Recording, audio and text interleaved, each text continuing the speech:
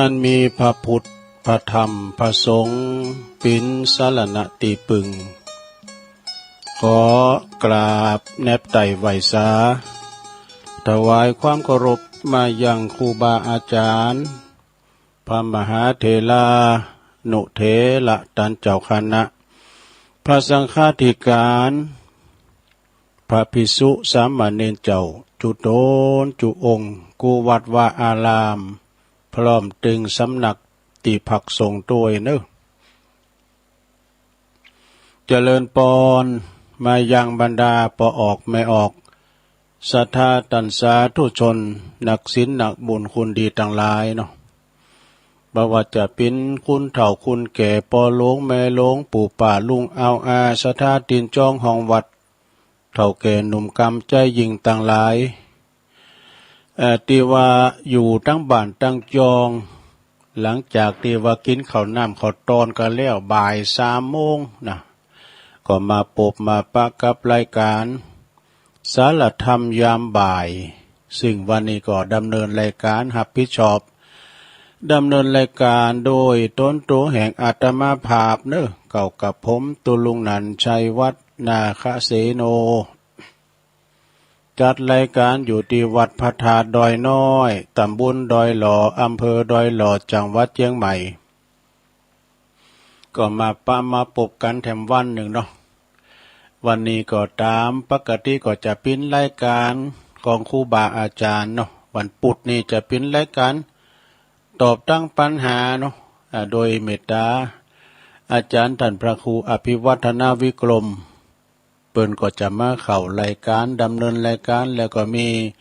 คู่ผู้สนทนาในเมตตาธรรมอาจารย์พระครูสุมเมธธรรมเสวีวัดมอนฤาษีปากตั้งสามัคคีแต่เนื่องจากว่าวันนี้นี่อาจารย์พระครูเปิ้นไลน์ตุลุงก็อ่านไลน์เปิ้นเลยโทรมาว่าวันนี้นี่ทางวัดเปิ้นเนี่ยเปิ้นมาซ่อมวงจรปิดสั่งเปิ้นมา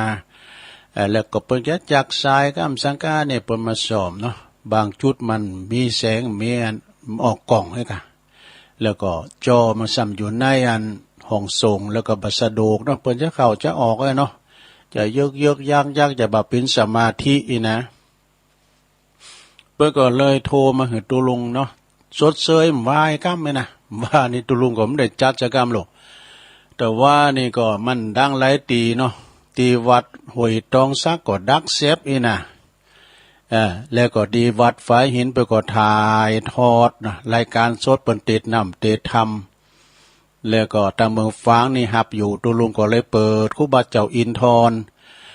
วัดสันไปย่างหลงว่าเนี่ยกะเปิดละว่านี่แล้วก็เลี้ยวลุงไปพอเปิ้นแข่งเฮ้อโลนะว่าก็เยี่ยมชมเปิ้นกำไปอยู่เป็นกูหลวงพอกับครูบาอาจารย์เปิ้นแข่งเฮ้อดีไฟน้ำปิ่งคุณร้ายซะนะเนาะ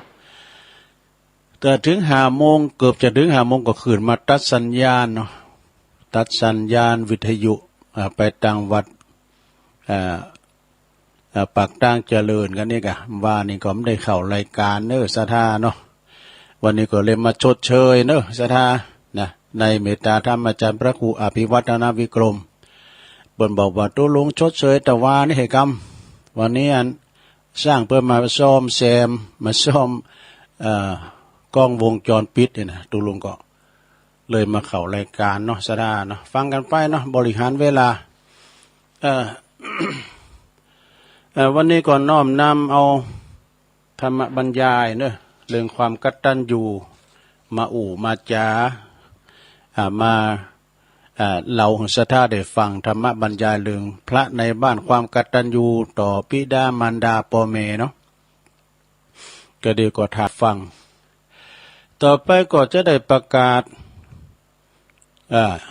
จือสถานีวิทยุเนาะในเครือข่ายที่เปิดรับสัญญาณรายการช่วงเวลา 15-17 นาฬิกาตอนบ่ายตอนแลงก็มีหลายสถานีอยู่เหมือนกันเด้อสถานเด้อก็มีสถานีวิทยุคลื่นธรรมะของชุมชนวัดห้วยตองซัก FM 98.75 เมกะเฮิรตซ์เด้อขอบคุณสถานีวิทยุคณะสงฆ์อำเภอฝางจังหวัดเชียงใหม่ FM 100.25 เมกะเฮิรตซ์เด้อเมืองฝางไม่อายชัยปราการก็ฟังกันไป ขอบคุณสถานีวิทยุคลื่นพระพุทธศาสนาการศึกษาและวัฒนธรรมวัดฝายหิน FM 104.50 เมกะเฮิรตซ์เนอร์ขอบคุณสถานีวิทยุมนเสียงธรรมวัดบุพารามอำเภอแม่แจ่มเนอร์ FM 106.25 เมกะเฮิรตซ์ขอบคุณสถานีวิทยุบ้านทุ่งเรดิโอ FM 89.50 เมกะเฮิรตซ์อำเภอสันป่าตองเนอะอันนี้ก็เป็นคืนบุญนะญาติโยมเป็นคืนบุญตีเปิ้นได้รับสัญญาณรายการช่วงเวลาตอนบ่าย3ของครูบาอาจารย์เปิ้นมาเข้ารายการก็มีหลายตันเนาะตั้งแต่วันจันทร์วันการก็เป็นตุลุงวันพุธวันนี้ก็เป็นของท่านพระครูอภิวัฒนวิกรมท่านอาจารย์พระครูสมเมธธรรมเสวีอีกแล้วก็วันพัดก็ท่านพระมหาสมชาติชาตปัญโยแล้วก็วันศุกร์ก็ท่านพระครูอภิวัฒนวิกรมนะถ้าว่าเป็นวันธรรมดานี่มีอยู่จันทร์ถึงศุกร์เนอะจันทร์ถึงศุกร์วันเสาร์วันติดนี่ต้องไล่หามีวันเสาร์วันติดนี่มีเนาะจะมีก็ช่วงตอนแรงค่ำบน6:10 ถึง 2 ทุ่มก็มีวันเสาร์วันติดนะ6:10 นาที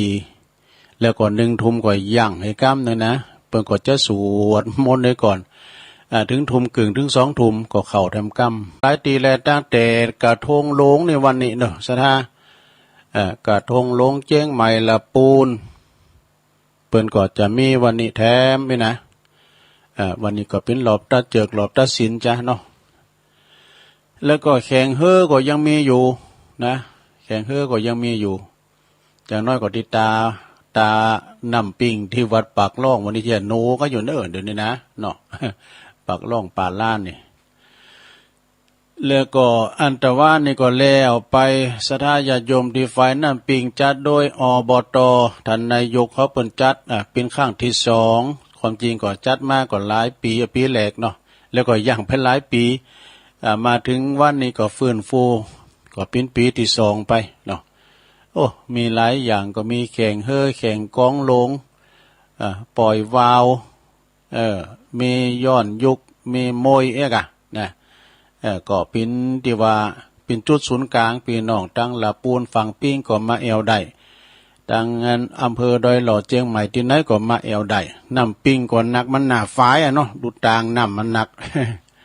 น้ำมันหลายปีต่อไปก็จะมีไปแถมเนาะสถาญาติโยมมาแอวกันฟรีๆเพิ่นก็จะเก็บสตังค์อย่างนะต่อไปเอาขอคิดนี่ไว้กันเนอสถาเนาะขอคิดของแต่ขึ้นแล้วนี่เหมือนว่าข่าวเพิ่นว่าดาราศาสตร์เนาะต่างดวงดาวอย่างนี้นะเพิ่นว่ากบกินเดินนี่นะตุลุงก็ไม่ได้มาพอสักกำแต่ว่านี่ก็รับพยายามเจ้ากบกินเดินพอดีเปิ้นเขียนมาได้ว่าพระจันทร์อยู่ฟ้ายังปิ้นเหยื่อลาหูป้าเย็นอยู่หูยังตายถูกซ่อม อันนี้ก็เป็นปริศนาเด้ออันนี้น้องล่องหนึ่งเปิ้นเขียนมานะแต่กันเนาะถึงวันนี้มันแน่นอนขนาดป้าเย็นเท่ากับว่าสมัยปิ้นละอ่อนเนาะอันเปิ้นเอาซ่อมไปแต่งเย็นเนี่ยมันจะถูกกว่าเนาะปิ้นว่ายังถูกอยู่เนาะเนี่ยป้าเย็นอยู่หูยังตายถูกซ่อมก่อนเนี่ยกะที่เปิ้นเอาซักเอาแต่งเย็นเพราะอันนี้มันก็แน่นอนสถาชีวิตของเฮานี่มันบ่แน่นอนถึงคราวตุกคราวอยากถึงลำรวยลำบากเมื่อถึงว่าอำนาจวาสนามันมาถึงมันก็ได้รับอานิสงส์ขึ้นมาถึงแม้ว่าเฮาจะอยู่ที่ไหนก็ตามเนาะถ้าหากว่ามาจุลาดมันมาสอหามันถึงปะจุนใดนะเนาะสดาอันนี้ก็แปลไปได้หลายอย่างนะแถมอย่างหนึ่งเปิ้นก็บอกว่า10 อย่างเนี่ยดู10 อย่างที่บ่ต้องเสียเงินเนี่ยอันนี้ก็นิกรชัยน้อยเปิ้นสูงมากกว่า1รอยยิ้มนี่มันจะได้เสียงสตังค์เนาะยิ้มถึงแม้มีสตังค์ก็ยิ้มแห้งๆก็ได้อยู่นะยิ้มเยาะเย้ยนี่มันแค่เน็ตยิ้มดังความพอใจนี่ดี คุณเฮาเนี่ยอยู่ใบหน้าเนาะอยู่ที่รอยใบหน้ารอยยิ้มส่งรอยยิ้มไปศรัทธาเนาะการเฮามีแต่ความหนาขึงเขตเนี่ยโอ้ไผมันไข่เข้าหาเนอะมีความขึงเขตหน้าโจไว้นะสถานการณ์ในตอนนั้นตึงเขตลองยิ้มขึ้นมานะเยี่ยมยิ้มเยี่ยมแจ่มใสมากกว่าโมนเนาะศรัทธาญาติโยมทั้งหลายต่อไปข้อที่สองคือความหักนี่ตีนไหนมีหักดีนั่นก็มีความสุขนะตีนไหนมีเกียรติมีชังกันเกิดสงครามเนาะศรัทธาง่ายๆถ้าว่ามีความเกลียดชังรังเกียจกันนี่จะก่อให้เกิดความตุกนะถ้าที่ไหนมียิ้มแย้มแจ่มใสมีความหักนะที่หันแล้วก็คือปิ้นตีอันมีความสุขได้สามคือความเมตตาเนี่ยเมตตาธรรมเนี่ยโอ้ยสะดามมีในปะเนี่ยในธรรมเป็นเรื่องว่าดอกมีเมตตารับก็เป็นสุขตื่นขึ้นมาก็สบายจมจืนบ่ฝันหันไล่หือตื่นตกใจแม่นไปตีตังใดก็มีผู้โหมหักไข่ผงผีปีศาจน้อยใหญ่ปิยาเปงนี่เทวดาเต็มแฝงวงแวดเฝ้าไฟยาปิดนั้นเล่าบ่ขาหือตายว่าเปิ้นว่าไฟยาปิดบ่ขาหือตายจิตใจมุ่งหมายปิ้นสมาธิได้เลี้ยวโดนใบหน้าก็งามแหลบล้วนผ่องผิวใสว่านะถ้าว่าตายก็บำรุงตายเจ็บปินยืนอุ่นมากก็บำรุงอันนี้คือความเมตตาเนอะข้อที่สาม ความเมตตาเมตตาความเมตตาสี่อภัยวะอภัยเนี่ยโอ้ก็ยกโทษอภัยนี่ก็อย่างมหาศาลเหมือนกันเนอะศรัทธาเนาะข้อที่ห้ากำลังใจนี่กำลังใจเนี่ยนะศรัทธาเป็นกำลังสำคัญเนี่ยคุณเฮาเนี่ยมันขาดกำลังใจนะโทกำลังกายก็ถึง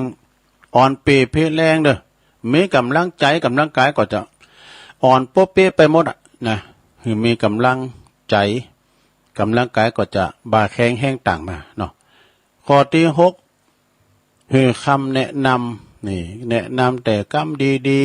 ๆแนะนำไปทางที่ถูกที่ต้องเจ็ดโอกาสนี่โอกาสทุกคนมันพิษพันพังไปเตือนส่งเติมไปโอกาสทำเติมปะนะโอกาสข้อที่แปดความไว้วางใจคุณเฮาแต่ไว้วางใจกันก็บ่ได้ไว้เนื้อเชื่อใจกันต้องจิตใจต้องมั่นคงที่ว่ามีจิตใจตั้งมั่นเพิ่นได้ไว้วางใจนะข้อที่เก้าซะนะกำอู่ที่ไพเราะเรียกว่าปิยวาจาอู่มนจ้าหวานเนี่ยซะนะเนาะอู่มนจ้าหวานกันไป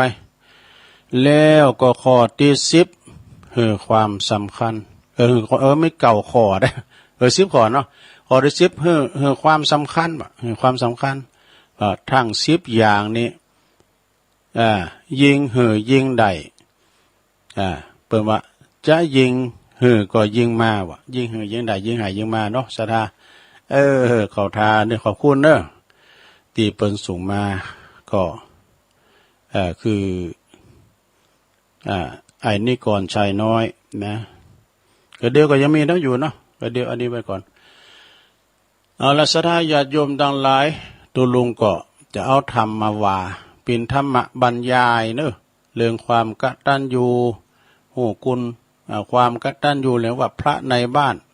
คุณปอคุณแม่เฮานี่นะจะปิ้นจะได้ปิ้นธรรมมาบรรยายเนอะก็ฟังเอาโมนก็ได้ฟังเอาไปปฏิบัติก็ได้คือมันเป็นธรรมบรรยายเป็นณบัดนี้นะไม่ใช่สาธโวนะเอาตั้งนะโมไว้ก่อนนะ3จบนะลงเด้อฟังไป นะโมตัสสะภะคะวะโตอะระหะโตสัมมาสัมพุทธัสสะนะโมตัสสะภะคะวะโตอะระหะโตสัมมาสัมพุทธัสสะนะโมตัสสะภะคะวะโตอะระหะโตสัมมาสัมพุทธัสสะพรหมาติมาตาปิตโลตีอันนี้เป็นคาถามาลงเลย ณโอกาสบัดนี้อาตมาภาพก็จักได้แสดงพระธรรมเทศนาเนาะ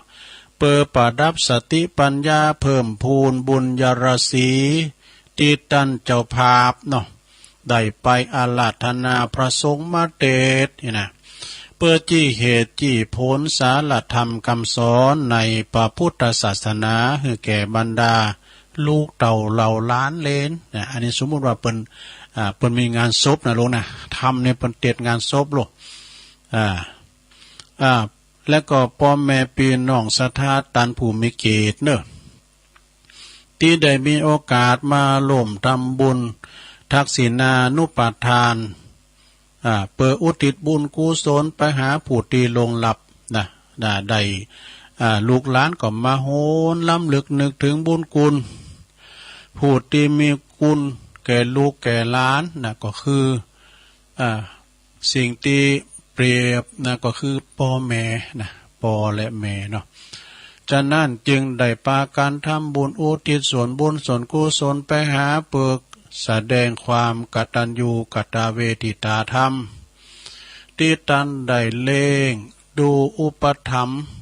เข้ามาตามสมควรแก่กาลเวลาเนาะ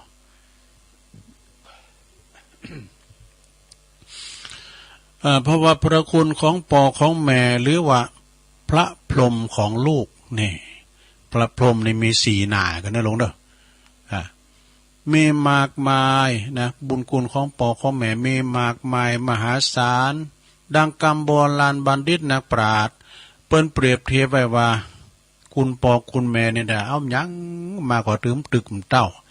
ถึงแม้จะเอาโลกตึงโลกนั้นมาเป็นปากกาเอาฝ้าตึงฝ้ามาเป็นกระดาษเอาน้ำตึงมดในมหาสมุทรมาเป็นน้ำมึกหวาดก็ยังเขียนประกาศบุญคุณของพ่อของแม่สุดสิเนี่ยท่านนี่ก็เพราะว่าท่านทั้งสองนี่นะเป็นผู้ตีหือกำเนิดเกิดเข้ามาดูเกิดชีวิตแล้วก็ปัจจัยวิญญาณนะเป็นทั้งพระเทพแล้วก็พระพรหมนี่ดูแลรักษาทุกอิริยาบถนะมีความฮักอันบริสุทธิ์พุทธผ่องต่อลูกทุกคนบ่ไม่อคติล้ำเองนะบ่อายเก้ามันลึกล้ำไปก็มว่าฮักลาคนเดียวก็มใจบ่หวังอันสิ่งตอบแทนกับพ่อกับแม่เปิ้นบางทีนี่ลูกมันมาเกิดยังได้เกิดอยู่แน่ตองอยู่ฮักไว้ก่อนนะมันจะผีขนผีการมันใหญ่มากมันจะปิ้นขโมยขาดโจรมันจะปิ้นฮิปโปฮิปปี้มยามัวหักไว้ก่อนเนาะพ่อแม่นี่หักลูกหักเต่าไว้ก่อนจัดว่าเป็นพระอรหันตาเนอะพ่อแม่นี่นะจัดเป็นพระอรหันต์อาหารตาแต่สมควรที่ลูกควรจะเข้าหลบปูจาสัมมาคารวะเนอะนะก่อนนี่เป็นอย่างนั้นแต่ก็เลยว่าเปิ้นจะกินเข่าไงนะกันพ่อแม่ม้ามได้กินก็ได้ดูกำเข่าบ่ได้เหือมือปูออกบ่ไข่กินเข่านะกันพ่อแม่เจิมก่อนเกินดูจึงจะได้กินนะถ้าเข่าไม่ก็ป้อเข่าอันนั้นแบมือซ่องให้อย่าลูกนกป้อได้ปั้นเข่าก็กำด้วยอากาศมันมีความผูกพันกว่าเนาะป้อเข่าแบมือซ่องให้อย่างลูกนกนี่ปากตลอดนั่นแหละแล้วเดี๋ยวนี้บอกว่าพ่อเอ้ยแม่เอ้ยมาเว้ยกินข้าวเผื่ออีปอยแม่จะมาพ่อจะดีไปตักเต็มถุยแม่สัมมาคารวะเนอเข้าหลบปูจาเพราะหันว่าความจริงเป็นอย่างนี้นะผู้หู้ผู้ฉลาดเป็นผู้ที่บ่เนละคุณนะคุณเตียนหักปอหักแม่นะฮักปอฮักแม่บัดเน่ละคุณแน่นอนมีความกตัญญูกตเวทีก็พยายามตอบแทนบุญคุณตามกาลเวลาโอกาสเนี่ยก็ยอมบ่เขี้ยวคลาดแห่งกรรมดีเนอะนะมีความสุขมีความเจริญยังปินตียกย่องสรรเสริญของสาธุชนคนดีโทไปนะพระพุทธเจ้าเพิ่นซักเสริญเยินยอว่าบุคคลใดมีความกตัญญู หูบุญหูกุลพ่อแม่นะโลกเปิ้นก็ซักเสริญเยินยอสมดังบาลีที่เปิ้นว่า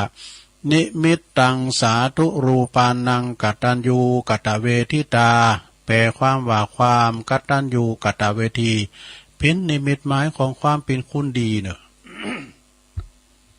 ไอ้จะดีจะเลี้ยวหือพอที่นี่ไปพอที่อื่นจะไปพอว่าโอ้อันนี้มันดีซึ่งดีมันเต็มต่อดี มันกินเหล่าดีอันนั้นมันดีไปนอกเนาะ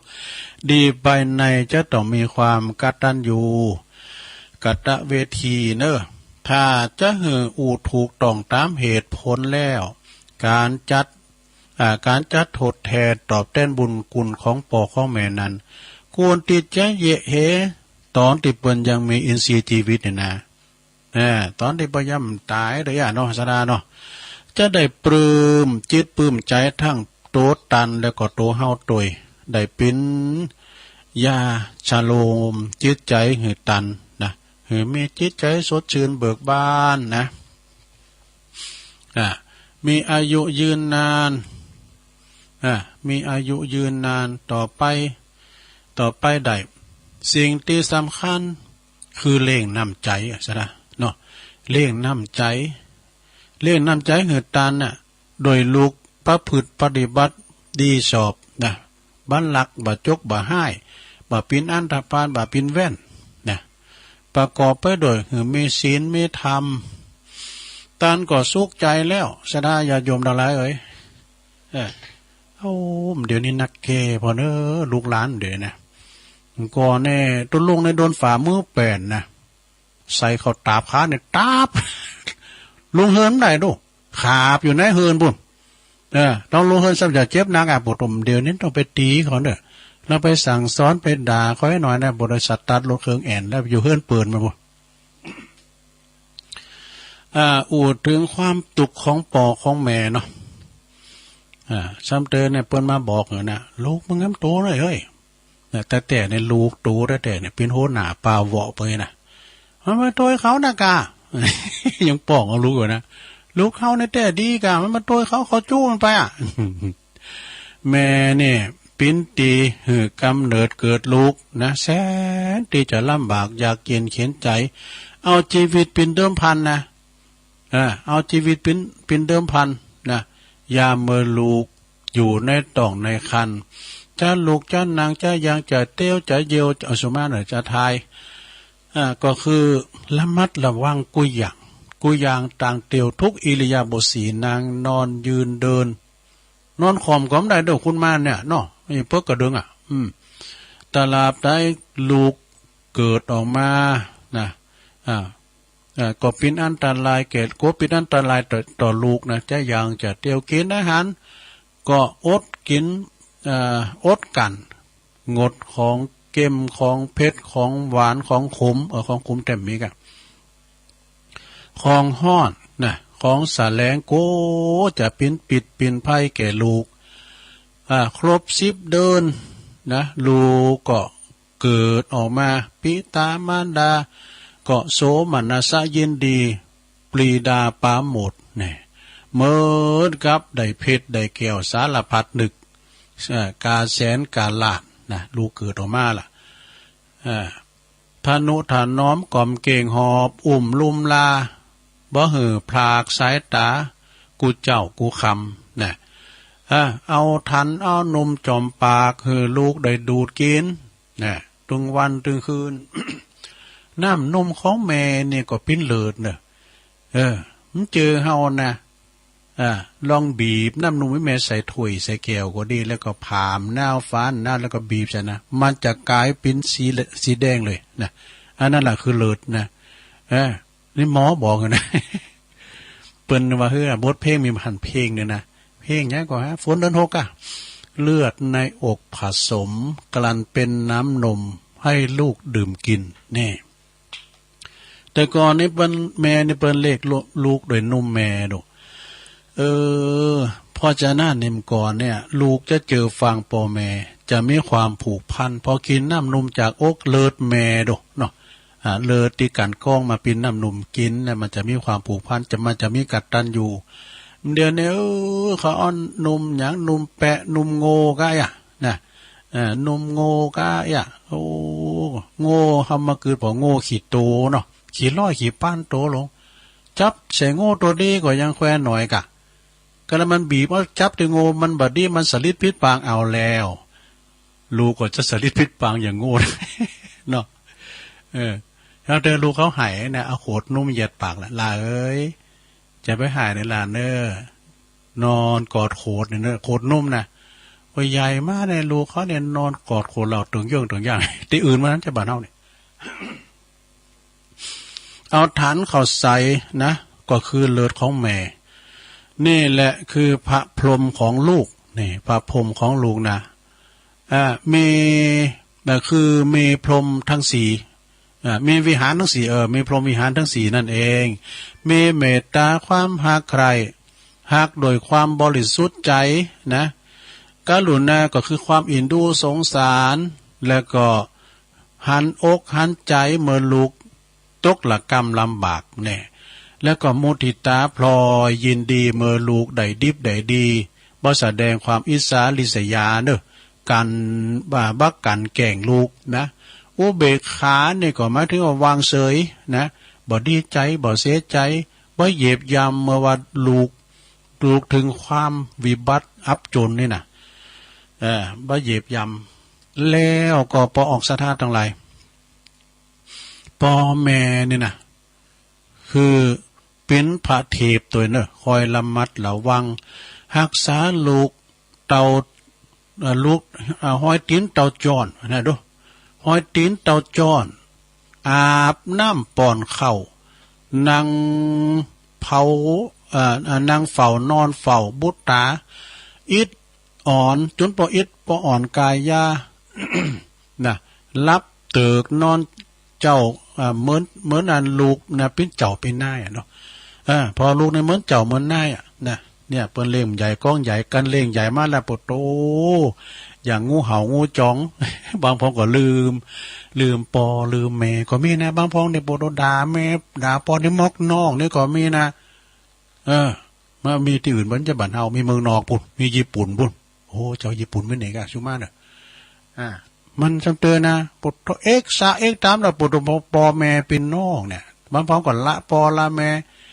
ไปตกอันเคยตกป้ายที่อื่นโอ้ละปอละแม่ปากมองต้องแหกที่อื่นพุ่นนะเนาะมีข้าวหามันบดหนึ่งไปบอกก็เลี้ยงใหญ่มาแล้วเต้าหงเต้ากามาตอดตุมลาขว้างไว้เสียจ้อยบอกเกิดทอดตัวเมื่อยามหนุ่มน้อยแม่พอคอยดูเจ้าอยากตุกเมื่อกลางคืนเย็นแม่กึดนั่งลูกหอบเจ้านงไหวกันว่าเจ้าลูกน้อยสะดุ้งตกใจแม่จักห้ำให้ขวัญมาเนื้อเจ้า แม่จักจำไอแม่จักจำไอกวนนายลูกเต้าสะดุ้งตื่นเมื่อเวลาตื่นพักผ้าขี้เยี่ยวนายอีแม่ก็เอาไปซักตึงตากแห้งตึงวันเลี้ยงใหญ่มาแล้วมะม้อยจอมขวัญเมใจมอยดำปากห้าวสัวก้ายามเมื่อปามานอีแม่ก็ก้องหันหน้าวางปึ้งบุญกุลยิ่งนักเลี้ยงใหญ่มาแล้วกลายเป็นเพศยักษ์บ่คืดหอดอันบุญกุลแม่ได้หอบเลี้ยงกำจูอุดหนุนแม่วังเป็นคุณเมื่อยามแก่เท่าปุโน อีปอยแม่หวังเป็นคุณเป็นบุญยามเมื่อแก่เฒ่าซะแลแก่สลาปุโนเนาะฉะนั้นภายที่มีปอมีแม่ที่เตี้ยวดุ่มที่ปิ้นอยู่นะเอากะใจใส่เปิ้นเด้อเพิ่นจะกินหยังปออยากกินแกงเฮ็ดโดนะเดี๋ยวบุตรเอาพักปังมือดูนะโอ้โธ่มันมืนหยับ มึงเอาประกาศมือเนยโอ้ปอกายบ่อยเนาะยามเมื่อปอแม่รับนอนก็โกลูกเป็นอันตรายจักเข็บแมงป่องก้าจะมาคบมากัดมันระวังไปหมดตลอดถึงเนาะยุงเห็นไล่ยุงมาตอมมาไต่แม่ก็เฝ้าพอเฝ้าคอยดูแลนะยุงไม่ให้ไต่ไล่ไม่ให้ตอมบางครั้งบางที แม่ห่มผ้าให้ลูกเนี่ยแม่ห่มผ้าลูกนะลูกห้อนเอาตีนถีบเนาะแม่ เอาตีนถีบออกมาน่ะจำเตอเนี่ยมันไห้มันแยงนะเมมันงอมเข้าไปยืนเนี่ยลาไม่ยั้งตีนต่างหน้าแม่ก็มีนุ๊กมันยังให้แต่น้อยก็มันไล่เด้งซ้าไม่หูมยังเนาะตีนต่างหน้าพระเยมันเทเนี่ยลาเอ้ยนอนกอดโคดเนี่ยลาไอ้นาไปว่ากำเลวเอาไหนกินไอ้กะแม่ก็เก็บเอาผ้าห่มมาห่มหือเหมือนเดิมนี่บางบางทีนะบ่ได้จมบ่ได้ด่าหือลูกหือเต่าบางข้างกินเข่าได้2-3 ค่ำได้ยินก็ยุดกลางขั้นทันทีเพราะว่าได้ยินเสียงดูหายไวนะโอดโตมันดึงเข่าก็ดึงออกปากแล้วนะหิวปิ้นหิวอยากแลนนะแลนก็คือฮกรู้นะเติมเกี้ยวเข่าเกี้ยวนะแบบนี้ไปหาลูกเนี่ยเอาลูกมานอนตักแล้วก็เอากุยก็เอาเข่าก็เอาหยอดใส่ปากเนี่ยนะปากตลอดเนี่ยหยอดใส่ปากดูเฮานี่ว่ากินเข่าลำเลยนะเอานิ้วก้อยเนี่ยหยอดน้ำใส่ต้วยเนี่ยจุนใหญ่หนากาบ้านเจริญเติบโตมาเจริญเติบโตมาเป็นคุณ เนี่ยชนะญาโยมดันหลายแล้วก็ส่งเข่าห้องหามห้องเฮนแหมนี่เนี่ยสำคัญนะเข้าห้องหามห้องเฮนได้ฝึกหานปอแม่คือเป็นคู่เก่าเนอะคู่เก่าที่สอนห้องปอห้องแม่ปูป้าเนี่ยมัมเนี่ยแล้วก็ไปเฮนตังนอคู่ห้องเฮนเปิ้นว่าคู่สอนหนังสือกอไก่ขอไข่อะกะจนจบปฐมปีที่5ปีที่6เนี่ยแล้วก็ต่อบุญมาวาสนาส่งขยันมันเป็นก็ไปต่อแถมมีความภาคเพียรไปถึงปริญญาตุลุงในจบเมื่อดับปริญญานะจบป.4ก็ติดจ่าเพราะเดียวตุลุงเยอะก็มันพิ้นจ่าเลี้ยงควายพ่อแม่พี่น้องเปิ้นว่าจบปริญญาเนาะอันนี้เปิ้นจบปริญญาส่งลูกส่งเต่าจูนเฮนปริญญาจบมีอันไรเหรอลูกเปิ้นเฮนเนาะเฮนเข่าจุนว่าโตเป็นการเฮนเปิ้นดีปโถพ่อแม่ผมเรียกว่าพ่อมีน่ะขายหน้าเป็นหอมน่ะส่งลูกหอมหามเฮนนี่นะควายอีเผือกไปกี่ตัวควายแม่ว่องไปกี่ตัวส่งมันเฮนนั่นน่ะด้วยน่ะรับปริญญาน่ะโอ้แทนที่จะไปกินเล้งโรงแรมหมดว่ะดูจะเอาผักโพไปกินเล้งเอาครูบาอาจารย์ไปแสดงความยินดีปุ้นบุญโรงแรมหมดบอยแม่ไปเมื่อเดือนฮันดีไอวะนะแต่งตัวซอมซอยแน่คือมาเกิดเกิงตอนนี้ก็อันนี้ก็สำคัญนะเนาะคือว่าดีไอบ่วะไปเมื่อเนอะแต่งตัวมอซอยก็มาย้ำเกิดยามหอดเปิ้นสูงมันเห็นพอเนาะควายขีดโตโง่ขีดโตเปิ้นขายสูงมันเลยไปถึงไหนอันนี้นอกเรื่องเลยพ่อแม่ก็มุทิตายินดีนะสาธาญาโยมทั้งหลายบ่เสียที่ตีได้เล่งลูกบ่เสียได้สตั้งทรัพย์สินเงินทองจือว่าได้ตอบแทนคุณงามความดีของพ่อของแม่เวลาพ่อแม่บางทีนี่ก็ไปอยู่ต่างถิ่นต่างแดน3 ปี 4แรงมาให้เติงพ่อแม่มีจะมีของพอเนาะมีข้าวมีของมีให้ไม่นามาไม่ได้ว่าโดยว่ามันยังเอายังมาหือมาพอว่าปล่อยแม่เขาได้อย่าปันเขาปันของหมดเนี่ยหน้าปันไตนะเอาเลยพิดว่ามาว่าแบบนี้ทำแล้วมันจะมาหุบมาแบ่งตีแบ่งไปเฝ้าถอดเขียวถอดง่าเดินลงเด้อเวลาไปปันเขาเป็นหลอกกันเฮาเวแล้วไปอยู่ด้วยบ่ายเก้ากับเมมัมสูไปอยู่ด้วยอีหลากับพูมัมสูเนี่ยนะเอาล่ะคนเฒ่าเวแล้วไปเฝ้าถอดเขียวถอดง่าเดินเอาไว้การตายไว้ก่อน ความจริงในพ่อแม่นั่นเป็นพระแต่ประจำบ้านของทุกคนเนี่ยพระในบ้านนะไปแล้วสนะลงไปว่าล้อไปตักเข่าใส่บาตร100 วัดปันวัดก็ย้ำอันนี้สงย้ำตักเตาอันตักเข่าใส่ปากปอปากแม่เด้อจะบอกนะในธรรมเพิ่นว่าอันดูไปตักบาตร100 วัดปันวัดน่ะโอ้วัดหลวงปู่หลวงพ่อนั้นวัดเจ้าคุณนั้นก็ไปวัดนั้นก็ไปวัดดังๆก็ไปพระในบ้านน่ะไปตักเข่าใส่ล้อนะปากมาปากมันใบได้บุญกำแล้วนะตักเข่าใส่ปากปอปากแม่เนี่ยนะ ปิ้นพาแต่ของในบ้านทุกคนแต่คุณเฮานั้นน่ะบ่ฮู้นะมักจะป้ากันไปกราบไหว้พระนอกบ้านนะลงทุนลงแรงเสียเงินเสียทองไปก็มีแต่ลูกสมัยนี้ก็ปิ้นจำนวนบ่น้อยเด้อที่บ่ค่อยกราบไหว้ชูมาคารวะพ่อแม่ผู้เฒ่าผู้แก่ครูบาอาจารย์นี่ปิ้นลูกหลานเนรคุณแม่แต่วันปีใหม่นะเดือนจีปีใหม่จะไปซักเก่าดำโหซื้อผ้าซื้อเสื้อให้แม่ซักพื้นก็บ่มีศรัทธาเอ้ยนะไปไม่ได้นะห้ามไปด้วยโควิด มันดึงอ่างไปเลยจุมาเนี่ยเอามือไปเลี้ยงถูกไหมแล้วก็เมื่อว่าบ้านแน่เป็นว่านับว่าบุญคุณของพ่อของแม่นี่มากนักหลายเลือกกว่าเม็ดหินเม็ดทรายกันเนอะศรัทธาเนอะไผที่ทำให้พ่อแม่ตกน้ำตาอาบหน้าย่อยนะยศหนึ่งก็น้ำหมอนะ6 หมอเนอะแต่ท้องยศก็2 หมอ3 ยศก็3 หมอถ้าปังลุงพึกนะเป็นน้ำทะเลหมดเนอะหรือมันก็การเฮาเสียน้ำพ่อแม่น้ำตาตกกันนะเฮาเนี่ยอาจจะโดนปลูกเฮาเนี่ยมันได้เป็นล่อตัวหอยตีนโง่นะซะนะคำมันมาเต้นนะมันเต้นจัดเนี่ยนะคำที่ทำกับพ่อกับแม่เนี่ยถึงไหนเอาปอแม่ทั้งสองเปิ้นว่านะปอแม่ปินพระอรหันตาเนอบ่เกิดผูกอาฆาตพยาบาทลูกอย่างซักอย่างแหละนะแล้วก็แม่ว่าลูกจะทำผิดพลาดนะจะทำผิดพลาดพ่อแม่ก็ยังหืออภัยยกโตดหือบ่โกรธบ่เกลียดบ่ชิงซังใจอุเบกขาวางเฉยบ่หือลูกได้เสียใจอันนี้แหละคือพระอรหันตานะศรัทธาจะหาไผตีนไหนมาเปรียบเทียบเหมือนปอบเหมือนแม่ฉะนั้นจึงสมควรที่ลูกทั้งหลายจะต้องตอบแทนบุญคุณเด้อแต่กินอย่างล้ำก็แบ่งมาคือปอคือแม่พองมันได้ไปหาเปิ้นก็โทรละทรัพย์มาเปิ้นพองนะ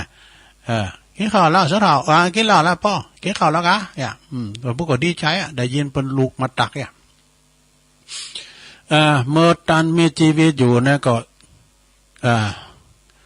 และก็ต่างจากกันไปนะในฐานะที่เฮาเกิดมาเนี่ยเป็นเจ้าปุตนับถือพระพุทธศาสนาองค์พระสัมมาสัมพุทธเจ้าได้วางหลักเป็นประเพณีไว้ก็คือวางหน้าที่ไว้นะพึงปฏิบัติให้ลูกทั้งหลายลูกบุตรธิดาทั้งหลายดังต่อไปนี้นะ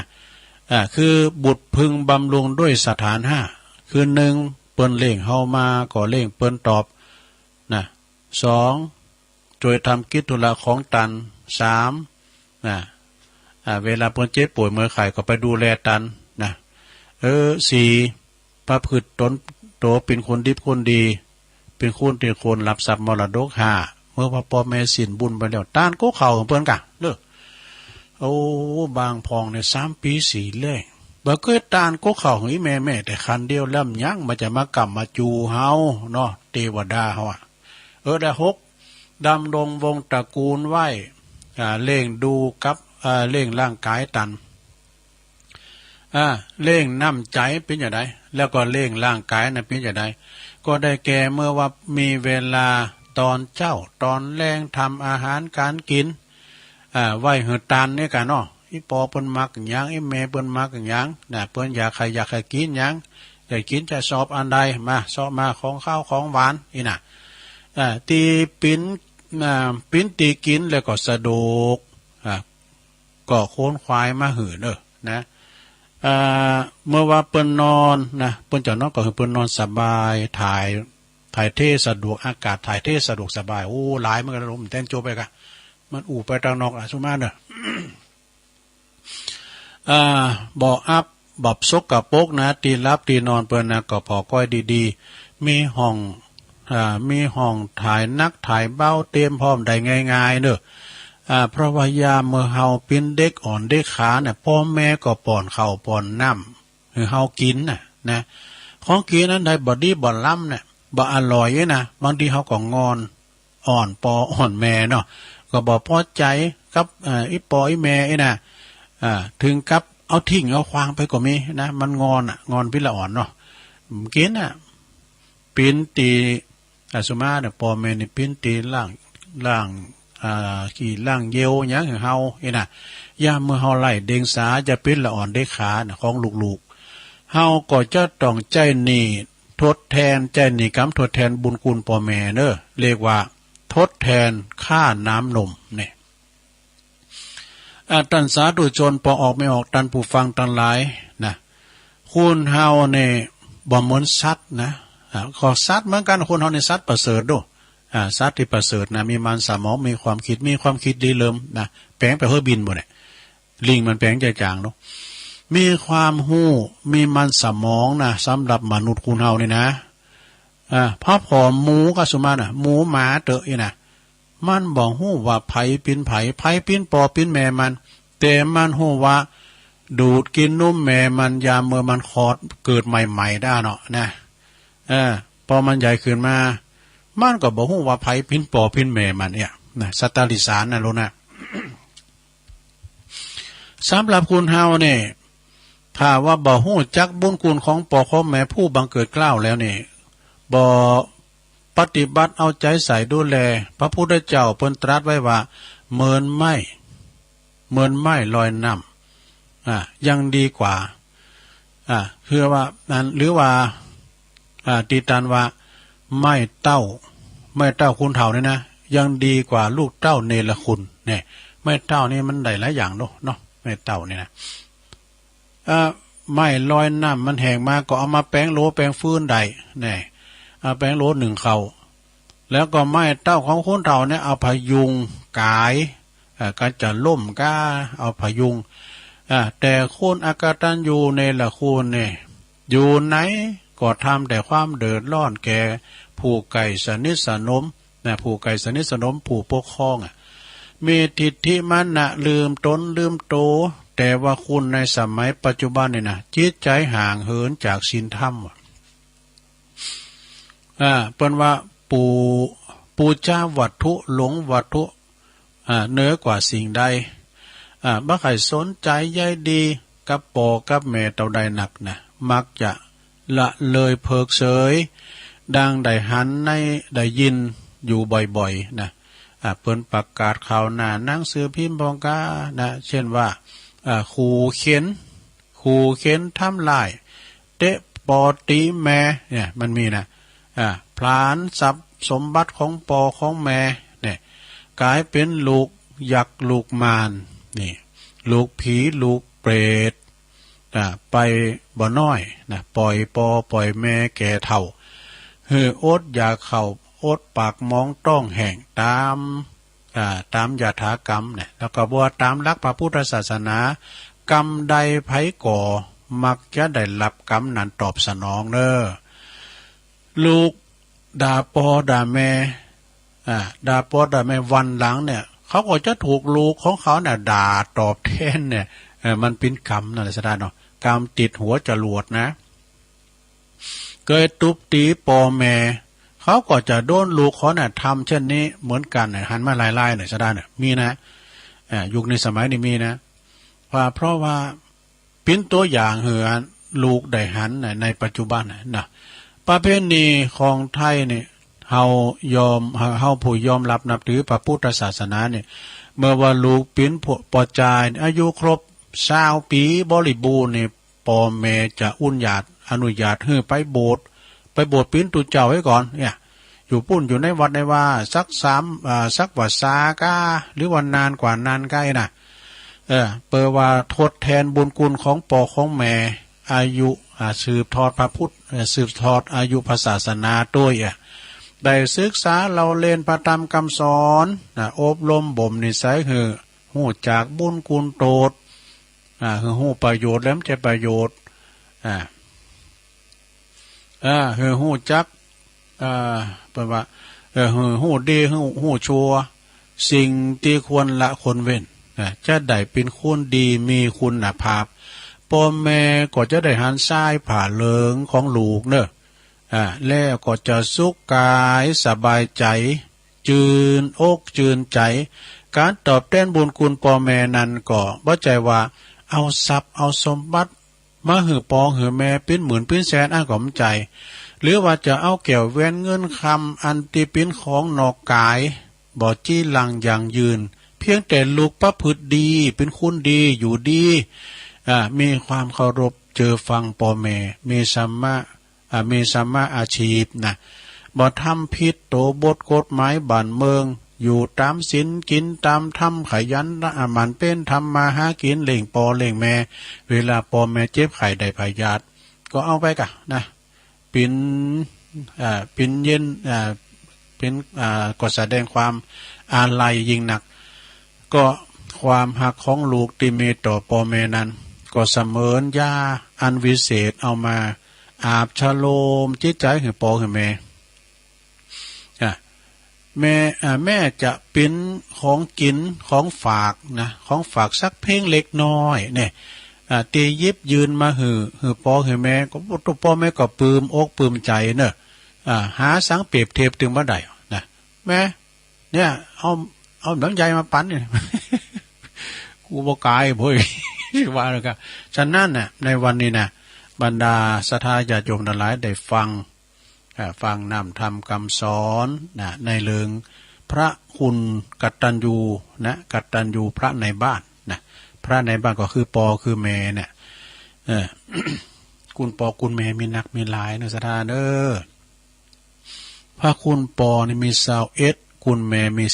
12ถ้าว่าคุณนางป้องกินอิ่มวันคำ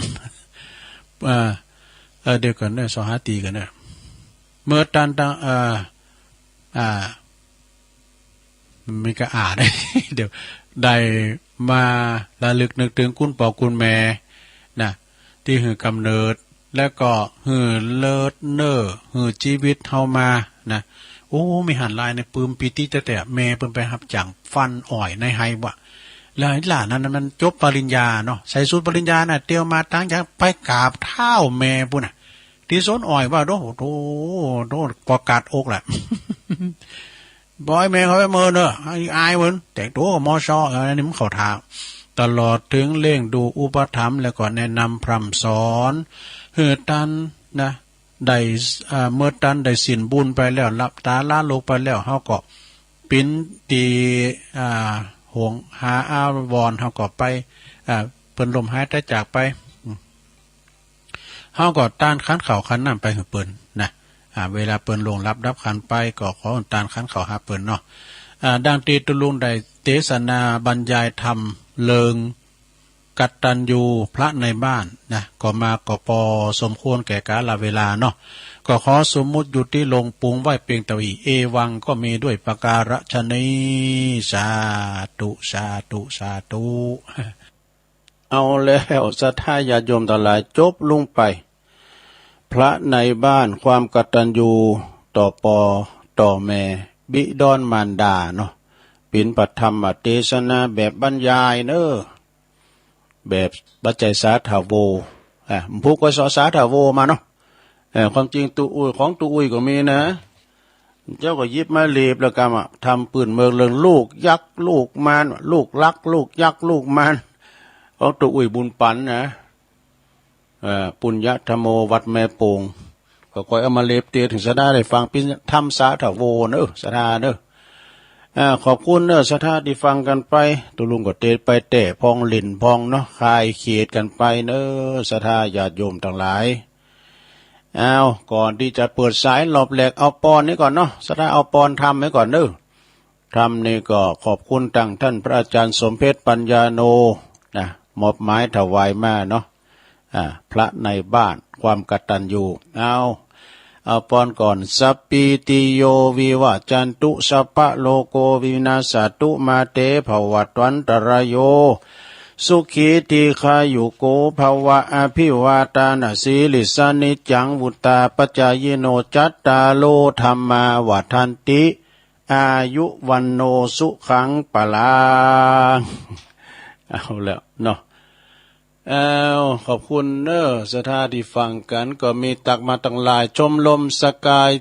79คุณแม่กันดาศรีเนตรฟังจากหางดงชัดเจนดีคุณแม่เดือนเพ็ญทิมวางจากน้ำบ่อหลวงน้องหาฟังอยู่เนอะตุลุงแล้วก็นวลนิดหินเขียวสาธุสาธุฟังอยู่เจ้าแล้วก็โยมเอาอันนี้มาทำลายโอ้โหนี่เป็นตัวอังกฤษตัวฝรั่งได้ก่อนลุงก็เห็นมันก็อังกฤษนั่นเป็นอังกอดไปอ่ะหรือมันได้ยังสร้างอ่ะมันได้สักอย่างนะโอ้แม่ศิรินทิพย์บุญเลิศเข้ามาแล้วก็โยมปีน้อยอันนี้อยู่อันนี้เด้อสนะอยู่พินหอมมาลานี่เปิ้นอยู่แม่โยกเองกันเนาะแม่โยกตักเข้ามาเอาละเปิดสายหลอบแรกสัก3-4สายเดี๋ยวก็จะยอบอย่างให้ก้ามเนาะสถานเนาะยังฟังกันอยู่ไปเอาร้อยกระทงมากันเด้อกาเนาะ0899556506แต่ว่านี่มันได้มาสักกรรมวันอังคารวันนี้อาจารย์พระครูก็เลยให้มาสดเซยเนอะตุลุงสดเซยวันนี้ก็เลยมาเข้ารายการตุลุงก็ไม่ได้ไปไหนเฝ้าวัดผู้ก็เฝ้าวัดอยู่ผู้ประสอบนักธรรมนำแล้วมานักธรรมจันตีหลวงพ่อวัดตุลุงเฝ้าวัดเนอะเจริญปอนเจริญปอนไม่ทราบเจ้าฟังอยู่เนอะแม่อยู่ไหนแป้งเจ้าเสื้อกับแป้งอ่ะเจ้าโอ้ขอบคุณหลายๆเนอะเมื่อกี้บ้านตกเป้าเย็นเจ้าฮะแม่โบกี้แม่โบกี้เนาะเจ้าโอ้ฉันกับแป้งได้ยินชัดเจนฮะเฮ้ยติดแล้วมันจอมติดแรงติกะแรงมันจะสายห่างหน่อยขอบคุณแม่เด้อแม่โบกี้เนาะจากสันกำแพงมาก่อนแล้วเอ้าสายต่อไปเข้ามา0899556506เจริญปอนไปซะเจ้าตุลุงแม่อามอนเจ้าวันนี้ฟังตั้งแต่ต้นจนจบม่วนดีแม่อามอนท่าดอยคำดีสาระจะดีแล้วตุลุงเสียท่าละอ่อนน้องได้ฟังเนาะนะแต่กันนั่นน่ะอันนี้ก็คนเฒ่าฟังอยู่นี่เขาฟังเขาฟังเขาไปอย่างแล้วกระทงบุญน่าจะเขาไปแอวอย่าคนเฒ่าอยู่บ้านก็ฟังลุงนั่นก็ที่มาเจ๊ไปไหนดูฟังอยู่ขี้หลอกก็ฟังได้นะลุงเด้อฟังไปเนาะประดับจิตประดับใจเฮาไปสอนลูกสอนหลานแต่เจ้าก็ฟัง96ปกติแล้วมาไหลมาหาคือลุงแถมเนี่ยนะแต่ดีแล้วผู้ก็มาอยู่เจ้าสาธุวันผู้ก็มาอยู่ผู้นี้เป็นรายการตุลุงโดยตรงตี3วันนี้ก็ออกแตนเปิดเนาะตี3นะแล้วก็ไม่ได้เปิดเพลงสักกรรมผู้เจ้านี้เปิดเพลงกะแต่ที่ก็เปิดนั่นเปิดนั่นเปิดเจริญปอนเจ้ากับภาษาเจ้าตุลุงแม่ปานนี้แหละเจ้าพี่น้องตามมือฟางมาแล้วมกำลังอยากกินกำลังงานอยากกินมัมอยู่เด้อให้กินเจ้าแหละอยากจะมาหากำเดียวมันปันคำอ่ะไม่น่ะมันคำเว้ยน้ำเดียวถึงย่ำหนาวแล้วนะเจ้าแต่ว่าก่อนเราไปวัดกับประมืดประคำหิวข้าวก็หิวเนาะแต่ว่าตอนกระถินลงเจ้าตอนกระถินเนาะดีแล้วกันเจ้ามันบางมีเจ้าภาพมันเป็นกระถินสามัคคีเนาะกระถินในหมู่บ้านเนาะพอดีเนาะมันได้ตกกระถินเนาะเจ้าเมื่อได้ตกขอบคุณแม่ปานีหลายๆเด้อเจ้าให้กำลังใจนะลุงนะเจ้าแม่ปราณีมณีจรอันนี้รุ่นแรกเนี่ยเปิ้นโทรหาคุณแรกก็แม่จันสมเจริญปอนไปสาเจ้าตุลุงแม่จันเรือนใสมาละเขาส่งมาในไลน์เมย์จะกินยังก็มือกินนะมือตานตุอย่างเดียวนี่นะก็บ่ไปลูกตุน่ะที่ไหนผ่านในบ้านนะอดอย่างนั่นน่ะก็บุตรโธไปดีวะเนาะไปดีให้มันได้ผ่านในบ้านนี่สำคัญที่สุดอ่ะเปิดกินให้มันอิ่มไม่แล้วก็แดงเป็นจุดเนี่ยตานก็ตานแมนแต่ก็เลยทำประเดี๋ยวว่าโดดตักบาท100 วัตต์ปันบาทเต่าตักเข้าใส่ปากพ่อแม่นะน่าน่ะกะมันไม่มีว่ะคนอย่างนั้นนะก่อนหน้านี้ค ก็หลวงพ่อบุญอุ่มเจ้านั่นเหรอหลวงพ่อวัดอันพระบาทอุดมอ่ะเอาตีนเตะแม่ดังบึกก็ว่าลูกตังใดอีสานว่าก็แปลว่าเอาตีนเตะแม่มันดังบึกอ๋อมันอันลูกหมอนหกมาเกิดจ้าเนาะแน่นอตัวได้เป็นคนน่ะก็ย้อนพ่อย้อนแม่มันก็ต้องดูแลเพิ่นดีๆกันเนาะโอ้แต่อย่าแม่จันในสุดยอดอ่ะเนอะส่งสการตั้งขับหลวงหมอนนี่โตสมศักดิ์ศรีได้กะโอ้เสียงตีน่ะกันเนาะแม่เอาปอเอาล่ะก็เจ้าคิดเนาะลูกเนาะเทวดาเฮาเทวดาเฮาแต่ก็มีเพิ่นมันก็ไม่มีเฮาแม่นแต่กะขอบคุณแม่จันหลายๆเด้อเจ้าสาธุเข้ามาใหม่มีเวลาอยู่ก็เดยยอบอย่างแต่ลุงถ้าเปิดเพลงอันนี้ให้ฟังนะบุดจำบุดนะบุดจำบุดคนแข่งเครื่องว่าไปที่หมนได้บุญแข่งเรือแม่ย่านางจากวงกระถอนเจริญปอนจ้าไว้ใส่จ้าตะลุงตั้งได้จ้าแม่มันนอนประเด็นนะเจ้าฟังไว้สินะเจ้าแม่นูนปาเด็ดมาแล้วจะเหมือนตุลุงว่าแต่เราเนาะสมัยก่อนน่ะเนาะใช่กันทันโตกรอพ่อรอแม่มานั่งก่อนเนาะถึงจะกินน่ะเนาะแม่นั่งก่อนตุลุงเขายังได้เต้นอยู่นะกันพ่อแม่เจิมก่อนนี่ยังได้กินได้ดูพ่อแม่เจิมก่อนกันนะจะต้องให้พ่อแม่กินก่อนเนาะยังไม่ทันเถอะพ่อแม่กับเราเป็นจำได้กรรมเดียวสองกรรมเนาะพอโทษลูกเต้านี่ลุกลับเป็นละอ้อมนะเนาะแม่เจ๊กอะเหมือนเดียวกันก็เหมือนกันนะเนาะมือส่วนสนามลุกลับเนาะพ่อกับแม่นี่ก็จะปั้นข้าวเหยื่อเธอเนาะป้อข้าวยืนมือสองเลยแม่มือยอซ่องอ่ะตาเจ้ายังไม่นอนยังตันอยู่เจ้าโอ้ดีแล้วกันว่าจะมากินอย่างก่อนพ่อก่อนแม่เตื่อยอ่ะนะครับเดี๋ยวนี้พ่อมาคิดข่าวว่าเผื่อพ่อแม่จะมาบ่ดีไปตักน้ำถุยจ้าสาธุจ้าเนาะเจ้าสาธุอ่ะเรียกะนาสนาเนาะมันเป็นอย่างนั้นแต่ตุลุงยังเต้นอยู่เนอะนะเจริญพรนั้นสายอ่ะจะไม่สายจ้าตุลุงแม่สลินเทียมกะเจ้าโอ้ฟังจากกรุงเทพเจ้าก็ได้เล่าแปลงก็ได้เนาะติดแล้วจ่ายก็อย่าดีว่าอย่าตื้อดีแล้วมันก่อนชัดเจนดีก็อยู่ญี่ปุ่นนะเนาะชัดเจนเจ้าอันเจ้ามีบ้านลูกขึ้นไม่แต่งที่คือจับอยู่บ้านตั้งเฮาไปแล้วกะเจ้ากระทำมากระถิ่นแต่กระถิ่น300 วัตต์ได้แม่น่ะหันก็อยู่จะรอปริวาสต่อคุณจับเดี๋ยวแต่ก็รอปริวาสก่อนเนาะส่งใต้ปีเก่าไม่แต่โธ่อบอุ่นเนี่ยก็ทำมากินมาตันตั้งเฮาเนี่ยนะได้เจ้าปีเนี่ยก็ไม่เห็นแต่ยาจะรู้หนังล้อนับวันนับเวลาแมนแต่กะยุ่งแย่มันหล่อมันเหมือนบ้านเฮาอ่ะเนาะทำคุ้มสิ่งแวดล้อมยังกับบ้านเฮาก็ได้ที่แม่จันอ่ะไปอยู่แต่ละดีด้วยพออยู่ในกำแพงอ่ะแม่เจ้าจะไปอบรมสัก5 วันเนอะอ่ะโอ้โตก็มางอมเนี่ยแม่จันลืมไปมันก็หลายอย่างที่อยู่นะจ้าขอบคุณสา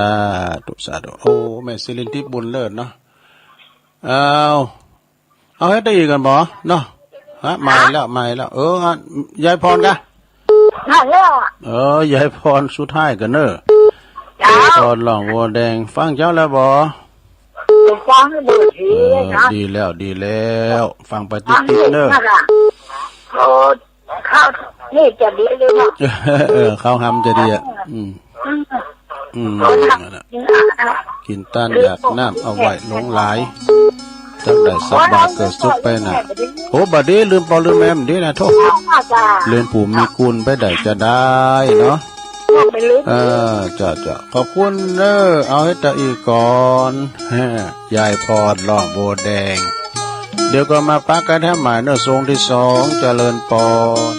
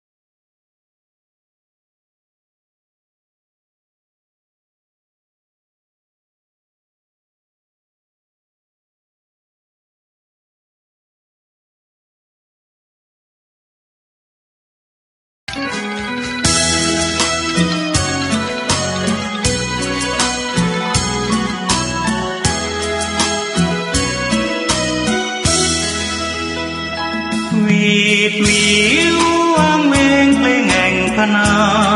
วัดดอยศพฟางเสียดฟ้าอยากหาผู้ใดกลายคลำพระเนรผู้น้อยตามรอยแห่งพุทธประธรรมหลวงพ่อเจ้าคุณหนุนนำให้ความรู้สิวิไลดังแสงเรื่องรองลอยท่องนภาพระธาตุศพฟางลอยฟ้าส่องแสงเมตตาพาไกลพระบายดีกาถาวรอวยพรตอนใจศรัทธาพึ่งพารักใครเติมไฟให้พระเทียมทันพระอยู่ดอยดุจแสงยิ่งห้อยกลางป่าขจัดความมืดนาสร้างเสริมปัญญาคงมันศรัทธาหน้าที่พร้อมพลีสุขสารพันพระศาสดายึดมั่นความใฝ่ฝันนั้นคือผู้ให้จากแสงเลื่อนลางระหว่างยอดดอยเริ่มส่องประกายใหญ่น้อยความรู้พระธรรมยิ่งใหญ่แต่พระผู้น้อยยังคอยญาติโยมทั่วไทยเยือนฝ่าแม่อายครั้งใดแวะไหว้พระธาตุคู่ดอย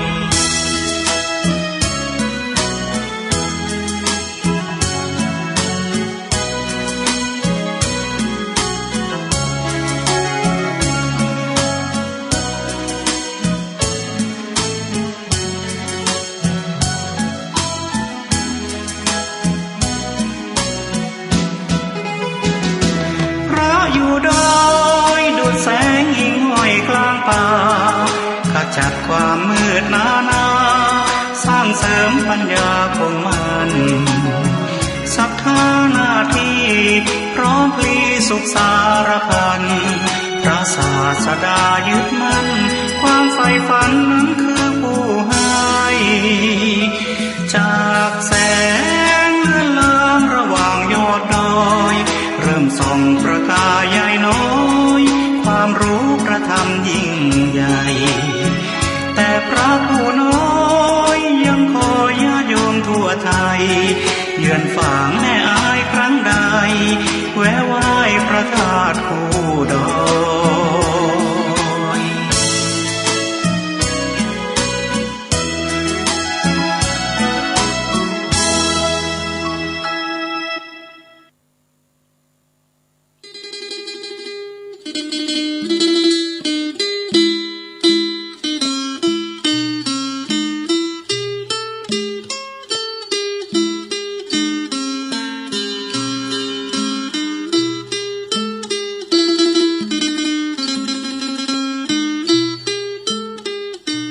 เอาแล้วศรัทธาญาติโยมต่างหลายเจริญปอนเด้อพอออกไม่ออกศรัทธาเนาะที่อยู่ตั้งบ้านตั้งจองขณะนี้ท่านทั้งหลายกำลังรับฟังรายการสารธรรมยามบ่ายซึ่งดำเนินรายการโดยต้นโตแห่งอาตมาภาพเก่ากระผมตุลุงนันชัยวัฒนาคาเสโนจัดรายการอยู่ที่บุญยอดพระธาตุดอยน้อยตำบลดอยหล่ออำเภอดอยหล่อจังหวัดเชียงใหม่วันนี้ก็ได้รับฉันทานุญาตจากอาจารย์พระครูอภิวัฒนวิกรมเด้อท่านผอ.คืนสีขาวเฮานะเนื่องจากว่าตามปกติจะเป็นรายการของอาจารย์พระครูเนาะซึ่งก็เปิ้นว่าธรรมะเนี่ยก็ตอบปัญหาวันพุธนี่นะเปิ้นจะมาดำเนินรายการของเปิ้นนี่ก็จะมีผู้ร่วมรายการในเมตตาบารมีธรรมอาจารย์พระครูอภิวัตรในพระครูอภิวัตรนั้นธนวิกรมแล้วก็ท่านพระครูสุเมธธรรมเสวีถึงสองท่านนี้เปิ้นจะมาอูจาภาษาธรรมเปิ้นถามปัญหาก็ตอบไปนี่นะ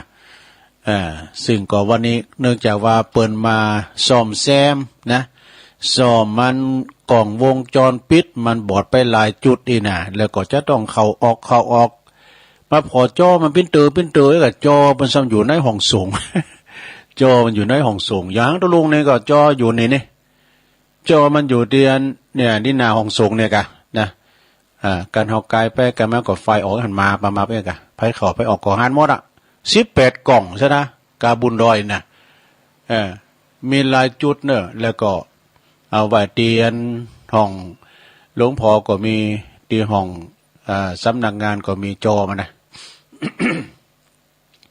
วันวาอารามเข้าไปเดี๋ยวนี้มันห้ามดีนี่มันได้นะซะได้เปิ้นตั้งวงจรปิดหมดน่ะเนาะฉะนั้นก็วันนี้มา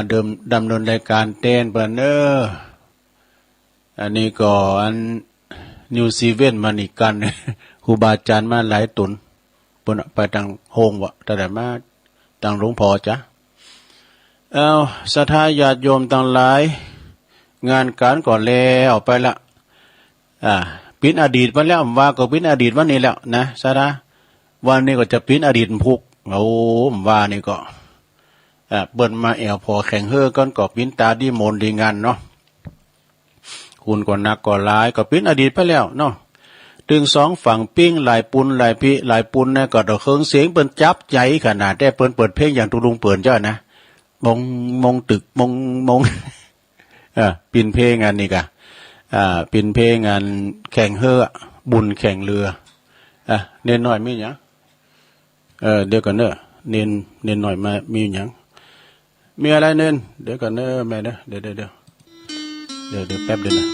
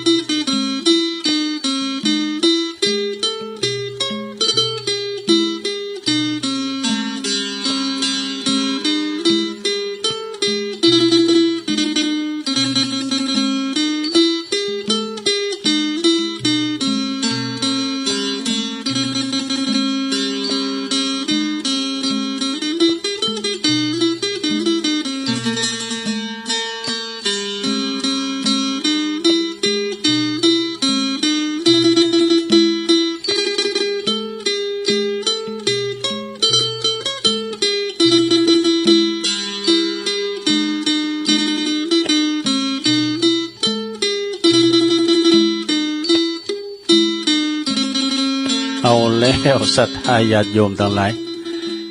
เด่นหน่อยปิ่นตาปิ่นติ้วมาเปิ้น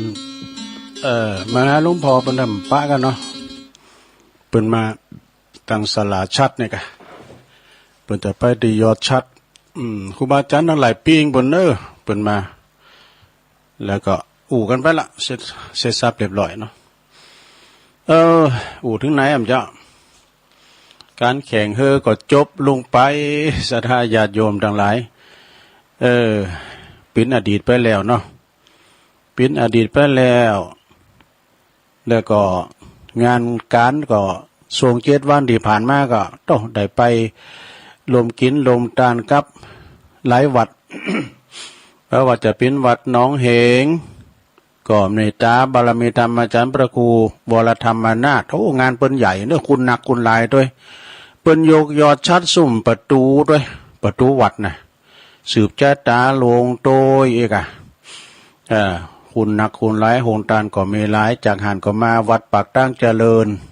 ในเมตตาธรรมอาจารย์พระครูอภิวัฒนาวิกรมก็วันเดียวกันน่ะตอนเจ้าก็น้องเฮงตอนบ่ายก็ปากตั้งเจริญเนี่ยกะคุณก่อนนักก่อนหลายปีน้องดาละอ้างก่อนนัก เปิ้นแห่กองฝอนโตกันด่ะคุณหนักคุณหลายจากหันไปก็โตแคมวันก็ไปวัดพุทธศรีคีรีนะเต ติบุญยอดดอยพุทธศรีคีรีเอิ้นก็ตอดกฐินนะกะนะอาจารย์วรรณชัยชยานันโทเนาะแล้วก็วัดบันโป่งวัดบันโป่งอำเภอหอแถมนี่ก็มาวังศิลาฤกษ์พระธาตุเจดีย์ตอดกฐินวัดเหล่าปัตตาเนี่ยแม่แจ่มก็คุณหลายเนอะเท่าอาจารย์เมตตาธรรมแต่พระครูปลัดบดินทร์ศิลสังวโรนะแขกผู้ใหญ่ผู้โตก็มานักนะแล้วก็ในเมตตาบารมีธรรมนะต่างไปในก็พระเถระผู้ใหญ่ก็มากันหลายเนาะโอ้ก็เป็นที่หมนอกหมนใจอันนั้นเป็นหล่อพระเจ้าเนอะที่วัดเหล่าปัตตานเนาะพี่น้องตั้งปัดตั้งงานแม่แจ่มก็มากันหลายเนาะเปิ้นฟ้อนเปิ้นลำกันนักเลงกันโอ้โหเป็นดีมนต์งานสันเล่ากันเนาะจากหันมาก็ว่าก็ร้องทานเนาะร้องทานตาลีเปิ้นก็มีประเพณีเปิ้นเนี่ยแล้วก็โลดมาแข่งเฮอเตียนฝ่ายด้วยหน่อยเนาะแล้วมันจะมาขาชมไปตอนนี้ไปตั้งเรานี่ทานน้ำเลืองนี่ก็เนอะสนาเนอะเอาเวลาก่อนไล่กุ่นมาวันพุกนี่ก็ตอนเจ้าก็มาอยู่เนอะรายการตุลุงโดยเฉพาะนะวันพุกนี่นะวันพัดวันศุกร์วันเสาร์ตีสามก็ฟังกันไปก็จะเสาะเน้นหาตั้งนาสาระในเน็ตพองนะอันนี้ทานธรรมพองแล้วก็ปีนั้นกติธรรมที่เปิดสูงมาพองขอบคุณตังเมตตาบารมีธรรมหลวงพ่อพระครูพุทธิธรรมมาธรรมสุนทรเนาะหลวงพ่อรองเจ้าคณะอำเภอหลี่วัดแม่ตื่นเปิ้นก็สูงมาตรงลุงแต่เอามาประกาศพวกนะเอามาเล่าพวกเราคติธรรมมนต์นะโลมกัสสะชาดกโล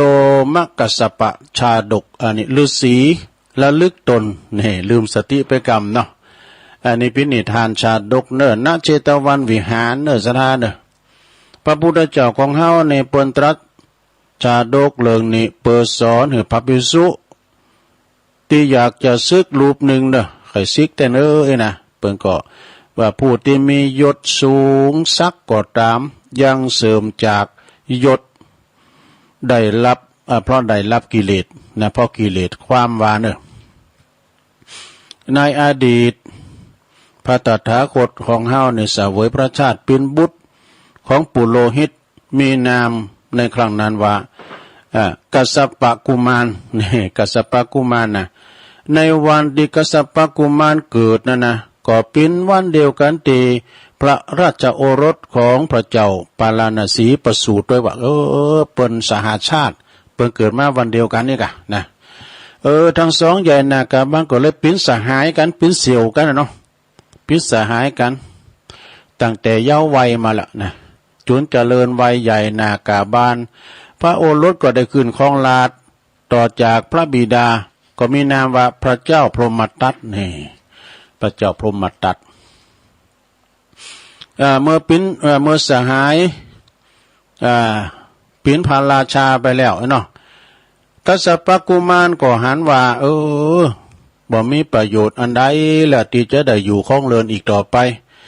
ข้าพเจ้าก็เลยจะขอออกบรรพชาบวชเป็นพระฤาษีบำเพ็ญบารมีธรรมและจนว่าสำเร็จฌานจนสำเร็จฌานโดยอำนาจศีลที่บริสุทธิ์ของพระฤาษีจึงทำเหมือนพระบรรทุกรรมศิลอาจเนี่ยของพญาของงานบุญเรียกว่าเต้าสักกะเทวราชวันไว้กระด่างขึ้นมาเต้าสักกะเทวราชก็หันว่าโอ้พระฤาษีนี่มีบารมีเทียมตนกันเนี่ยมีบารมีเต้าตนเองกันนะหากปล่อยไว้นี่บ่ได้คงจุดที่มาเราจะเดี๋ยวมาปีนเต้าสักกะเทวราชเตนตนอย่างปีนแน่แต่ดูก็เลยก็เลยเข้าไปเฝ้านะไปเข้าฝันพระเจ้าพรหมทัตว่าหากลงพระกัสสปะดาบทนี่นะมาบูชายันก็พระองค์ก็พญาเจ้าเมืองก็จะเป็นอมตะบ่แก่บ่เฒ่าบ่ตายนะ ไปเข้าฝันเปิดบ้านแล้วก็จะได้รับยศ แต่ละปิ้นใหญ่ในชมพูทวีปเหลือกว่าไผนี่นะพอลุงขึ้นเนาะพญาเจ้าเมืองก็สั่งหือไสยาอามาตย์เนาะสั่งหือไสยาหาอามาตย์บอกดาบทเนาะคือบอกว่าอันหากไปปูจายันพระองค์แล้วก็จะพระราชทานตีดินบ่จำกัดนะแต่พระดาบทปฏิเสธเนาะเปิ้นบ่เอามาเล่นโดยนะต่อมานะจึงไสยาอามาตย์นำพระธิดาเป็นสาวเนี่ยไปแต่งไปเป็นภรรยาหากพระฤาษียอมมาทำพิธีบูชายันนี่นะก็คือเปิดแต่เป็นเจ้าพิธีบูชายันนี่เลยนะหากว่าพระฤาษียอมเข้าพิธีเป็นเจ้าพิธีบูชายันแล้วนะพระดาบทก็จะได้หับจะได้หันพระธิดาเนาะพระดาบทได้หันหน้าพระธิดาแล้วก็เกิดกิเลสทั้งแล้วนานเกิดกิเลสจนว่าชาตินั้นเสื่อมไปว่ะปากตอบโต้ลุ่งบ่ดีมาหันคุณงามนะเนาะพระดาบทนี่นะหันคุณงามก็เลยตกลุงโอเคปะนี้กะแต่ถ้าว่าวันที่ทำพิธีนี่กันสำเร็จที่ทำพิธีนั้นก็กัสสปะดาบทได้ยินเสียงห้องของสัตว์ที่เปิ้นจะฆ่าปูชายันนะด้วยความโกรธนะสัตตลิสารเนาะเป็นโง่เป็นควายเปิ้นจะเอามาฆ่าปูชายันมันห้องนะห้องแล้วก็ทำให้ดาบทระลึกได้ทันทีได้สติขึ้นมากะได้สติขึ้นมาจึงเลิกทำพิธีนะแล้วก็เหาะได้อยู่เหาะกลับไปสู่อาสลมบำเพ็ญบารมีอยู่ในป่าจนสิ้นอายุไขตามเดิมนะจนสิ้นอายุไขตามเดิมขั้นตายไปแล้วก็ได้ไปจุติในพรหมโลกนี่จบสดาญาติโยมนะในกาลต่อมาไสยาอามาตย์นั่นก็คือพระสารีบุตรในกาลบัดนี่แหละส่วนว่ากัสสปะดาบทนั่นก็คือองค์พระตถาคตในกาลบัดนี่แหละคติธรรมเรื่องนี้เปิ้นก็ได้ขอคิดว่าหากตกอยู่ในอำนาจของกิเลสยอมนำมาซึ่งความเสื่อมทั้งปวงจบสดา อันนี้อำนาจเสื่อมเนี่ยคาถาเปิ้นเสื่อมลงไปนะเพราะว่าอำนาจของกิเลสไปหานั้นธิดาอีกเนาะขีดไว้ก่อนอันนี้ก็เป็นอันนิทานธรรมศรัทธาญาติโยมนำมา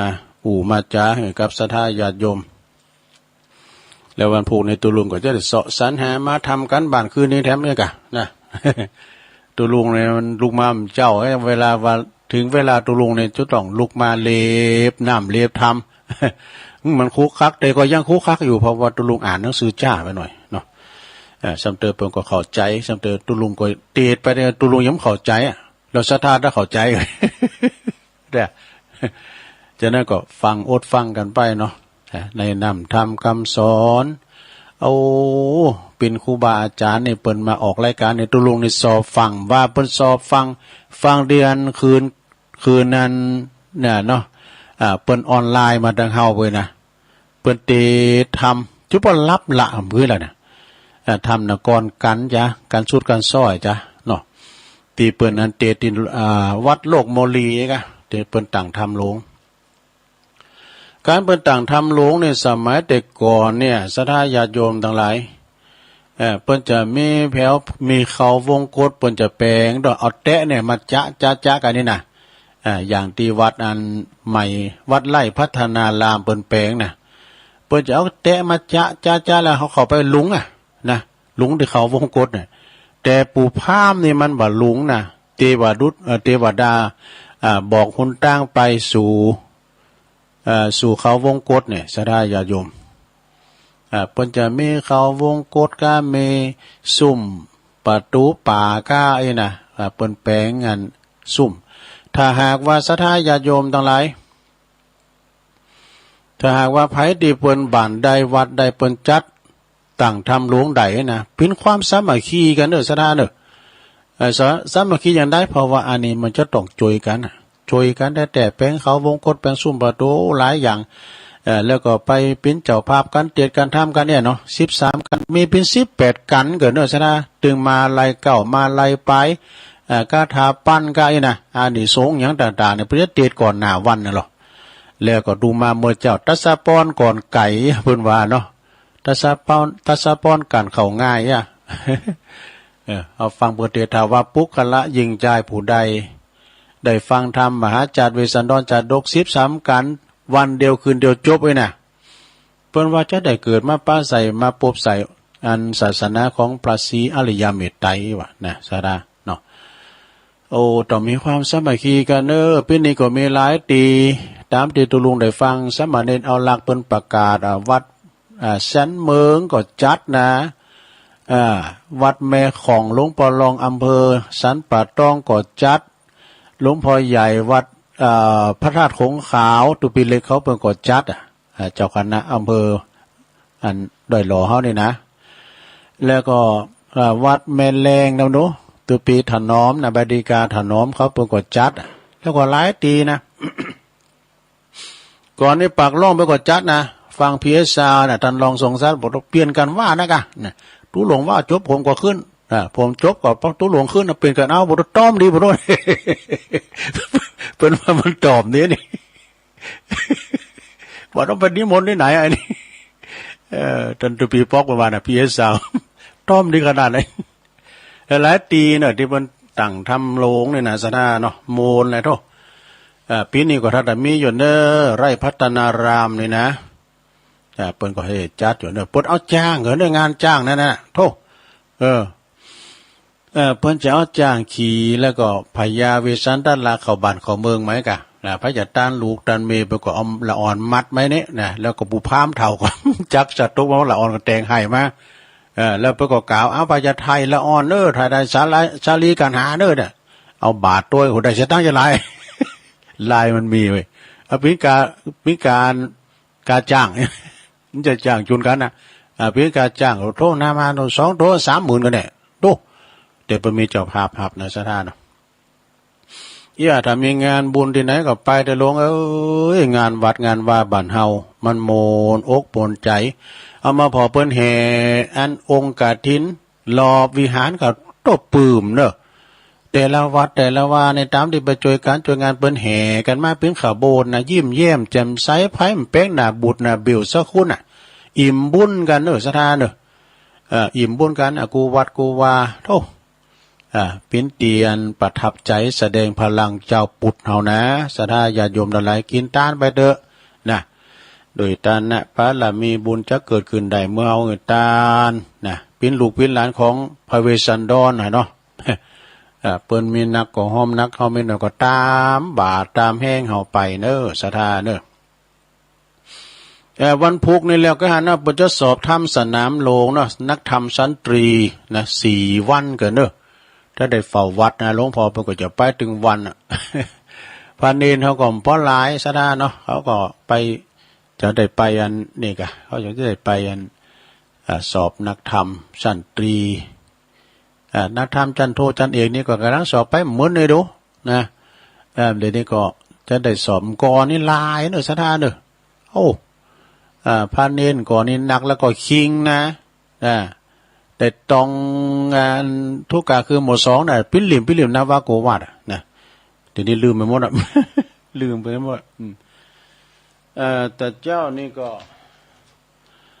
มีศรัทธาที่เปิ้นโทรมาก็มีแม่บัวคลี่จากสันกำแพงแม่อามรจากท่าดอยขังเนอะแม่ปราณีมณีจรจากมแม่เมาขี่เล็กเมืองฝางเนาะแม่จันเรือนใสจากเว้งตาการเนอะแม่นวลป่าเดชนี่แม่นวลก็วันนั้นก็มาแล้วแม่สุรินทิพย์บุญเลิศเนี่ยแล้วก็ยายพรร้องวัวแดงสันกำแพงเจียงใหม่ก็โทรมาให้กำลังจิตกำลังใจกันเนาะสดาเนาะเพราะว่าอันนี้ก็เป็นย่าปากหนึ่งเนี่ยนะท่านพระครูสุเมธธรรมเสวีเป็นว่าการโทรศัพท์มานี่ก็คือเป็นกำลังใจกันเนี่ยกะเหมือนย่าปากหนึ่งนี่นะ ก็เดี๋ยวตุลุงจะเปิดมือถือกันเนอะจะตักต่างลายถ้ามีกอที่มากำลุนเนี่ย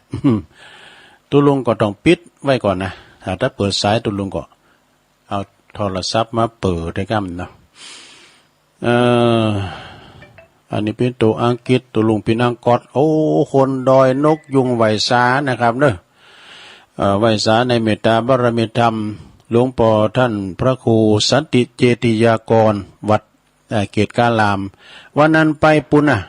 ที่วัดพุทธศรีคีรีในเมตตาบารมีธรรมหลวงพ่อท่านพระครูอินทยานรังสีเปิ่นปิ้นเจ้าคณะอำเภอกิติมศักดิ์นะ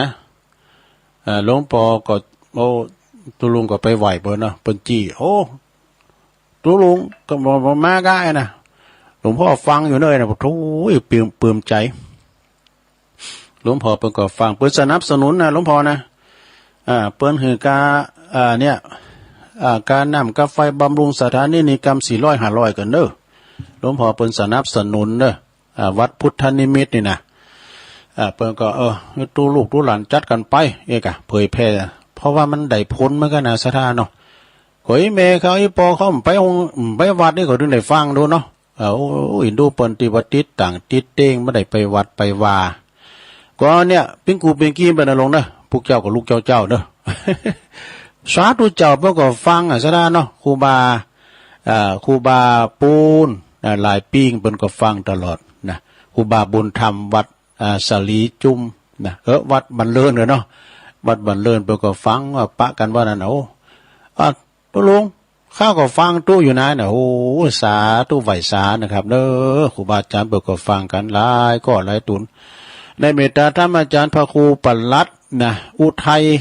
วันนั้นก็ปากันตีปุณะพุทธเตียนแม่เจียมเนาะปากันเตียนวัดเหล่าปัตตานเพิ่นมาแสดงตนแสดงตัวโอ้เพิ่นก็เป็นคุณใหญ่คุณสูงคุณไหวสาเบิ่นเนาะผมนี่ปลัดอุทัยตุลุงนะแหมอุทัยนี่เพิ่นนอนเฝ้าเลยนะผมฟังทุกลุงทุกวันน่ะโอ้ยสาธุเพิ่นฟังเฮาก็ดีอกดีใจแล้วนะแต่ที่เพิ่นฟังแล้วเพิ่นโทรมามีให้หลายนะลุงเนาะคารวะญาติโยมนี่นะที่ฟังแล้วเปิ้นโทรมาก่อนนักก็หลายด้วยเนาะในช่วงนี้ก็จะเปิดโอกาสให้สถาได้เสียคืนเสียสายทำกรรมเนาะแจ้งผลการหับฟังมาทำกรรมหนึ่งดูว่าอยู่ที่ในตั้งใดเช้าจัดแรงนี่ยังแควนหน่อยมันได้เปิดสาย2ตัวนะถ้าจัดเจ้านี่เปิดสายตัวเดียว แล้วก็จะได้สอหาธรรมมาติดแล้วก็ไม่ใช่พักนะแต่ว่าเมื่อเจ้านี่ก็ตั้งแต่พูดนะเด้อไหวเวลาเดี๋ยวนี้ก็เอาไว้มันหนักที่ปนจะโทรมาบีบเวลาไว้น่ะเจริญปอนไหวแสครับลุงครับโอ้น้องบิวกะครับโอ้น้องบิวมาแล้วนักข่าวมาแล้ววันที่1 ธันวาคมปะกันแต่กะวันที่1ปะกันครับวันอายุวัฒนมงคลท่านพระครูสังวรครับแม่น่ะวัดไซมูลเนาะวัดไซมูลครับไปกันไม่เคยสีขาวไปกันไปร่วมกิจกรรมกันเอาไว้แสครับตุลุงขอบคุณสาธุน้องบิวนี่นะเปิ้นก็จะมาวันที่1เจริญปอนนมัสการเจ้าอันนี้เนี่ยโดยน้อยพัฒนากะเจ้าน้อยพัฒนาอันนี้อยู่หนองหานสันทรายเนาะเจ้าเจริญพรโยมชัดเจนได้บ่ชัดเจนเจ้าขอบคุณหลายๆกำลังใจตุลุงสาธุเจ้านมัสการเจ้าน้องหานสันทรายน่ะอำเภอสันทรายบ่เจริญปอนไหว้สาเจ้าตุลุงแม่สาวรักเจ้าอันนี้ใช้ประการเนาะเจ้าใช้ประการเจ้าฟังตุลุงอยู่นะเจ้าแม่สาวรักเจ้าไหว้สาเจ้าตุลุงขอบคุณหลายเจ้าสาธุ0899555656เจริญปอนตุลุงฟังอยู่แม่โบพัดกะวัดบาทลมชัดเจนเน้นวันนี้แม่โบพัดกุหลันมาแล้วฟังกับเจ้าแล้วเมื่อรอบแรกแล้วก็ดึงมาโทรฟังเปิ้นโทรเหรอ ต้นซาดเนาะตุลุงฟังหลวงพ่อกูเตือนละ7 โมงถึง8 โมงนะตัวนั้นน่ะปวดตู้มันเป็นขี้ยาแล้วปวดตีนขันนางหลังแม่บันดังอึกงูแมวก็พ่อหนาวด้วยวันนี้พ่อหนาวเด้อจันมันบอกมันนี่กับพ่อหนาวมาเดียวไปแล้วแค่โอ้ปนันไปกับที่พุทธศรีกิริในหนาวเก๋ไปเด้อหนาวได้นานนั่นน่ะตุลุงได้มาหึงไฟสาธุเด้อแม่เด้อตุลุงได้มาหึงไฟพอดีพอเสียววันนั้นซูมไฟ2 คนกับเป็นหึงไฟเด้อบ่น่ะเจริญพรกราบไหว้สาธุลุงเจ้าโยมพรเนาะเจ้าแต่ว่านี่ได้บุญติ๋มเปียมาจากตุลุงไปหลายปีอยู่วัดวันค่ำคืนลุงก็เลิกประมาณ3 ทุ่มเกินมาเจ้านครกันยกท่ายจ้ะดีกะอยู่ทั้งวัดกำมลเจ้าตุลุงยกกันไฟนักขนาดเลยเจ้าแล้วก็เปิ้นแขวนโคมกันเนาะกันโคมไฟคนนั้นเจ้าเราไฟกันเราวันเลยเจ้าโอ้จังหวัดพระธาตุหลวงเวียงละปูนเปิ้นตาลพิแสนโด่งกันเนาะจ้าเป็นโคมจ้ะจังกำลังใจก็ลงเด้อจ้าเจ้าสาธุสาธุเจ้าอันนี้ปุ่นเด้อป่าเสาอุโมงค์ปุ่นนะเนาะป่าเหี่ยวป่าเสาอย่างบอกโยมพรขอมาแถมมีเวลาเปิดแล้ววันนี้หื่นสายหนักหน่อยเจริญพรโยมแม่อยู่ตรงไหนโอ้แม่บุญพินจะเป็นย้อมกับตุลุงแหละแม่บุญพินทำตุลุงจ้าทุกฟังทุกวันเนอะตุลุงแต่ไม่ได้โทรหาตุลุงเนอะบางคนโทรกันหมดดีเนอะตุลุงเนอะตุลุงว่าคนที่เปิ้นมาโทรหาก็มีเปิ้นเลยแม่น่ะคนที่เปิ้นฟังนะสบายคือกำลังใจตุลุงนะเจ้าโอ้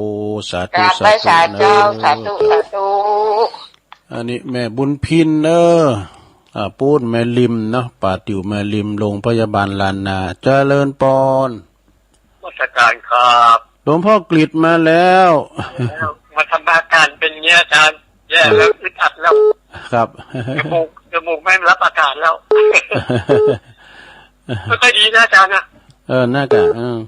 เราร้อนนี่มันร้อนอะไรก็ไม่รู้ตอนมืดก็เอาเรื่องไงแต่ไม่หนาวเท่าไหร่เมื่อคืนนี้มันอากาศมันก็ไม่ร้อนไม่ร้อนจมูกผมไม่รับอากาศนมัสการครับโอ้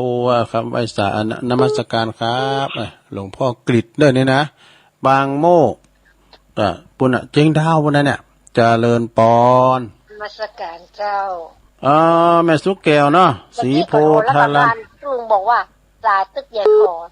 เจ้าฟังอยู่เจ้าสีโพธารันฟังเจ้าน้ำเจ้านี่มันเต้นเปิ้นเนาะพูดในเป็นรายการตุลุงฟังเพลงแต่ตลอดเนอะยินดีนะแม่เนอะสารพีสีโพธารามนะ0899เจริญปอนกับภาษาตุลุงเจ้าแม่อยู่ทั้งใดอันนั้นกับแม่ละอ่อนคงเปาเจ้าแม่ละอ่อนนี่เจ้าไม่ได้โทรหาตุลุงได้หวานคงเปาจอมตองเนาะชัดเจนเลยนั่นแกเจ้าคงไปฟังธรรมะแล้วม่อนอกม่อนใจเนาะอาก็ฟังไปเนาะอกจิตใจการงานทำกันแล้วความวันนี้มาเยอะแยะแล้วประเด็นนี้นะถ้าถึงว่าตั้งแต่ว่าอันท่านอาจารย์บรรยมเพิ่นมาตั้งอย่างอี้แล้วนั่นก็ถึงว่ารถมาจัดนักบอกว่าจะมีฝ่ายมาสร้างมาสอนอย่างอี้แล้วอันนี้แปลว่าตุลุงมาสั่งมาสอนเนี่ยมาเราสู่จู้กันฟังนะจะขอบคุณแม่เนอร์สาธุแม่ละอ่อนเนอร์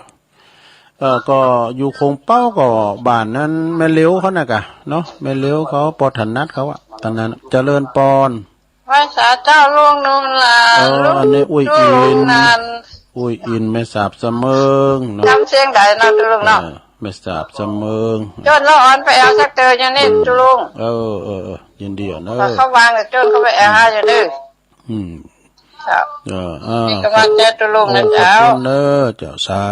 ธุสาธุ แม่สาบเสมิงเจริญปอนเจ้าตุลุงแม่ทีมาเจ้าแม่ทีมอันนี้ก็ปลาเดดเนอเจ้าปลาเดดในเมืองว่าการเพราะหนาวเหรอ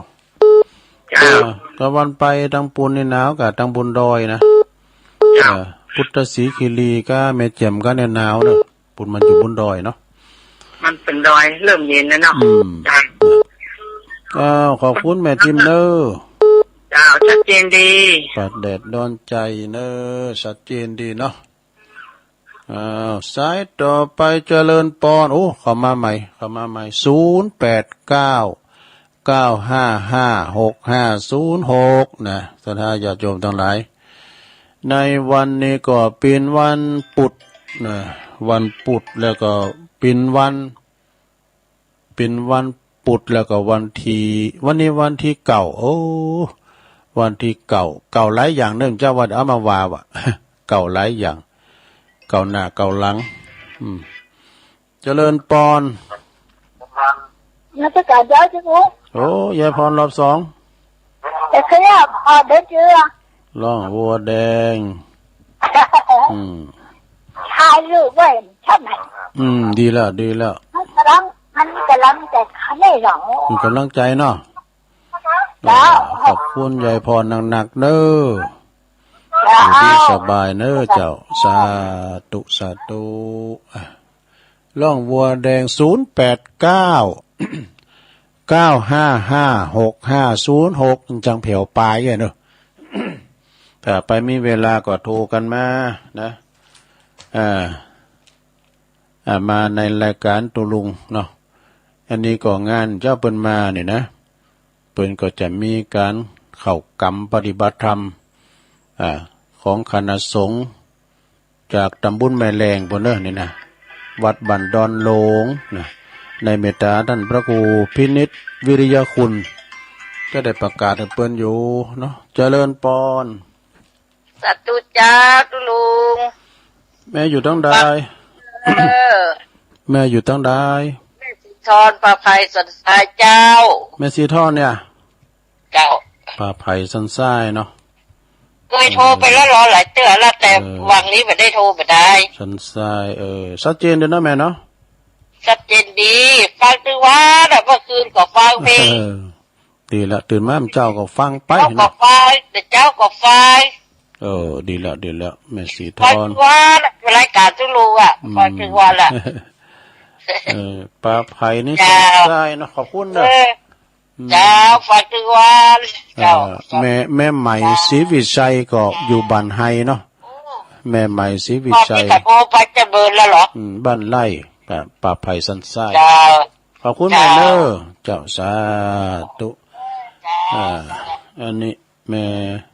สีทอนป่าไผ่สันทรายเอาเข้ามาได้ทำอยู่การล่าง47อยู่เนอะนาทีเหลือทำ10 นาทีปลายก่อนนะถ้าจบรายการตุลุงก็ฟังผู้หมวดชัยพรต่อเนาะผู้หมวดชัยพรวันนั้นก็ไปช่วยกันโฆษณากันปุ้นที่วัดพุทธศรีคีรีโดยแล้วก็ที่วัดปากตางเจริญโดยเนี่ยหลายตีหลายตังพินนันนักปราชญ์บัณฑิตที่ช่วยเหลือครูบาอาจารย์สนองงานครูบาอาจารย์กันแต่ว่านี่ก็นักพากอย่างตุพากเล่าใจขนาดเนอะอาจารย์สำราญนาคชุ่มเพิ่นเป็นครูสอนโรงเรียนหงขาววิทยาเนาะสอนตุภาเนนเขาเนี่ยกะนะหลายปีนึงก็ใจเบาๆเด้อเครื่องเสียงก็ดังดีบุตรเปิดเพลงปืนย่ำปืนว่าปืนที่มนลำวงก็ยังหั่นเนาะโคศกเล่าใจนะนี่เปิ้นก็พากดังพากสันน้ำก็ปหลงนิกรทำปูนเนาะเครื่องเสียงเปิ้นก็ดัง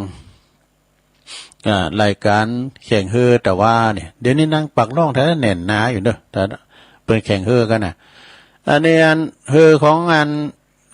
มีหันลำนะขี่ได้12 คนว่ะแล้ว4 คนนะเปิ้นวินหน้าของกันน่ะหลงวินหน้าของกันแล้วก็เปิ้นมีอันขี่สินกลางอ่ะเนาะแล้วก็เปิ้นปี๊ดนะพายเขาหากันว่าอังพายจะอันล่ำไปดังอันขี่ทั้งไผน่ะพายเข้าไปเขาก็ได้ไปจุ่มผิวก็มันกวาดเขาน้ำเขาดิ๊กๆเนาะจุ่มมาหมดโต รถอปปรก็มาฮับเอาเองกะมันตลกมันก็ดาโมนมันก็ได้ซะดาแล้วมาสังเกตพอคุณเฒ่านะโหงอกซุนซานไว้นะมีหลายขนาดแล้วหมูจักเนอะหมูจักเปิ้นลูกไหนมาหมูน่ะมีจะหลายแหละหนู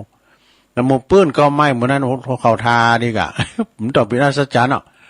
อยู่ปื้นก็ไม่ในยินแล้วอยู่ในอันเตียนกันเด้อดูตางหันบ่ท้อปีหน้ามาดำเด้อมีหลากหลายนะบ่กองก็แข่งเนี่ยเนาะปล่อยวาวกันนะก็แข่งปืดเพลงตุ้มๆตามๆโหเล่าใจมันก็เดิมได้ไปบรรยากาศนี่มันเคยไปมึนแล้วเด้อซะได้เด้อคำมาก็มีมวยทำเนี่ยนะมีประกวดกระทงประกวดไม่เฮินงามกันวะเนี่ยนี่อีดูแล้วก็ขึ้นไปดอยไปแขวนโคมมันบุญดอยพญานาคไว้ดูบุญดอยพญานาคเนี่ยมันก็ปิ้นอันตีสิ่งศักดิ์สิทธิ์นะลูกมันมีถ้ำด้วยนะมันมีถ้ำพญานาคไผวางก็ขึ้นแล้วเตี้ยขึ้นไปเอาเด้อนะเปิดก็มีเต็นเกี่ยวมีพระเจ้าตั้งไว้หันองค์หนึ่งแล้วก็มียอดชัดเองยอดชัดคือว่ามันจะชัดสัพพทุนมากางบังไว้เนาะกายไปกายมาก็ไปไหวไปสานมัสการเนอะสิ่งศักดิ์สิทธิ์นะอันนั้นเนาะโอ้มันทำสายหนึ่งปตยังแล้วนะเจริญปอนกะการกะมนขนาดตุลุงมวยทะเลอ่ะน่ากะหันอยู่นี่ตัดการก็โน้เนี่ยพุทโธอันนั้นเปิ้นมีเต้นเนาะทั้งปืนปินน้ำมวยทะเลแล้วก็นั่นหลายกะคนใดไปเลยว่าไข่โหกันเนี่ยประตูแบบว่าคนเฒ่าไข่โหกันจะบ่ต้องแข็งมันก็เป็นเมื่อหัวต้องจัดเตอเราว่านี่โหกั้งเมื่อหัวกีฬาปืนบาดคุณหลายได้โอ้คลิปนึงคนหลายได้อย่าบ่มีคนอ่ะพากันไปบ่มวยก็กาบ้านเพิ่นก็ดึงหนักอยู่แล้วเนาะปีก็จะว่าถูกกันดอกวันปุ่นวันดีก็ตกคนใดตก2ตื่อก็ไม่ว่ากันเลยมันมีกติกาเนาะถ้าได้บอกนายกตอนนี้ก่อนพี่นายจัดเด้อเอาไปเซาเขาร้อนปีนเสาน้ำมันด้วยอีกเมื่อค่ำมาก็มีนางนพมาศละอ่อนหนูกันแต่พอหมดก็ใกล้มันนะมันบั่นชุมชนนั้นเนี่ยแล้วแต่คุณบรรลายเนาะคนก็ร่ำรวยกันตัวเองอะมันเป็นไข่โหกันแต่น้ำว่าคนใดสักคนเขาบอกมวยอะไรในไข่โหกันแต่นี่ก็ใจจับแต่เนาะขอบคุณแม่ครับโอ้นักอะไข่โหดอายุยืน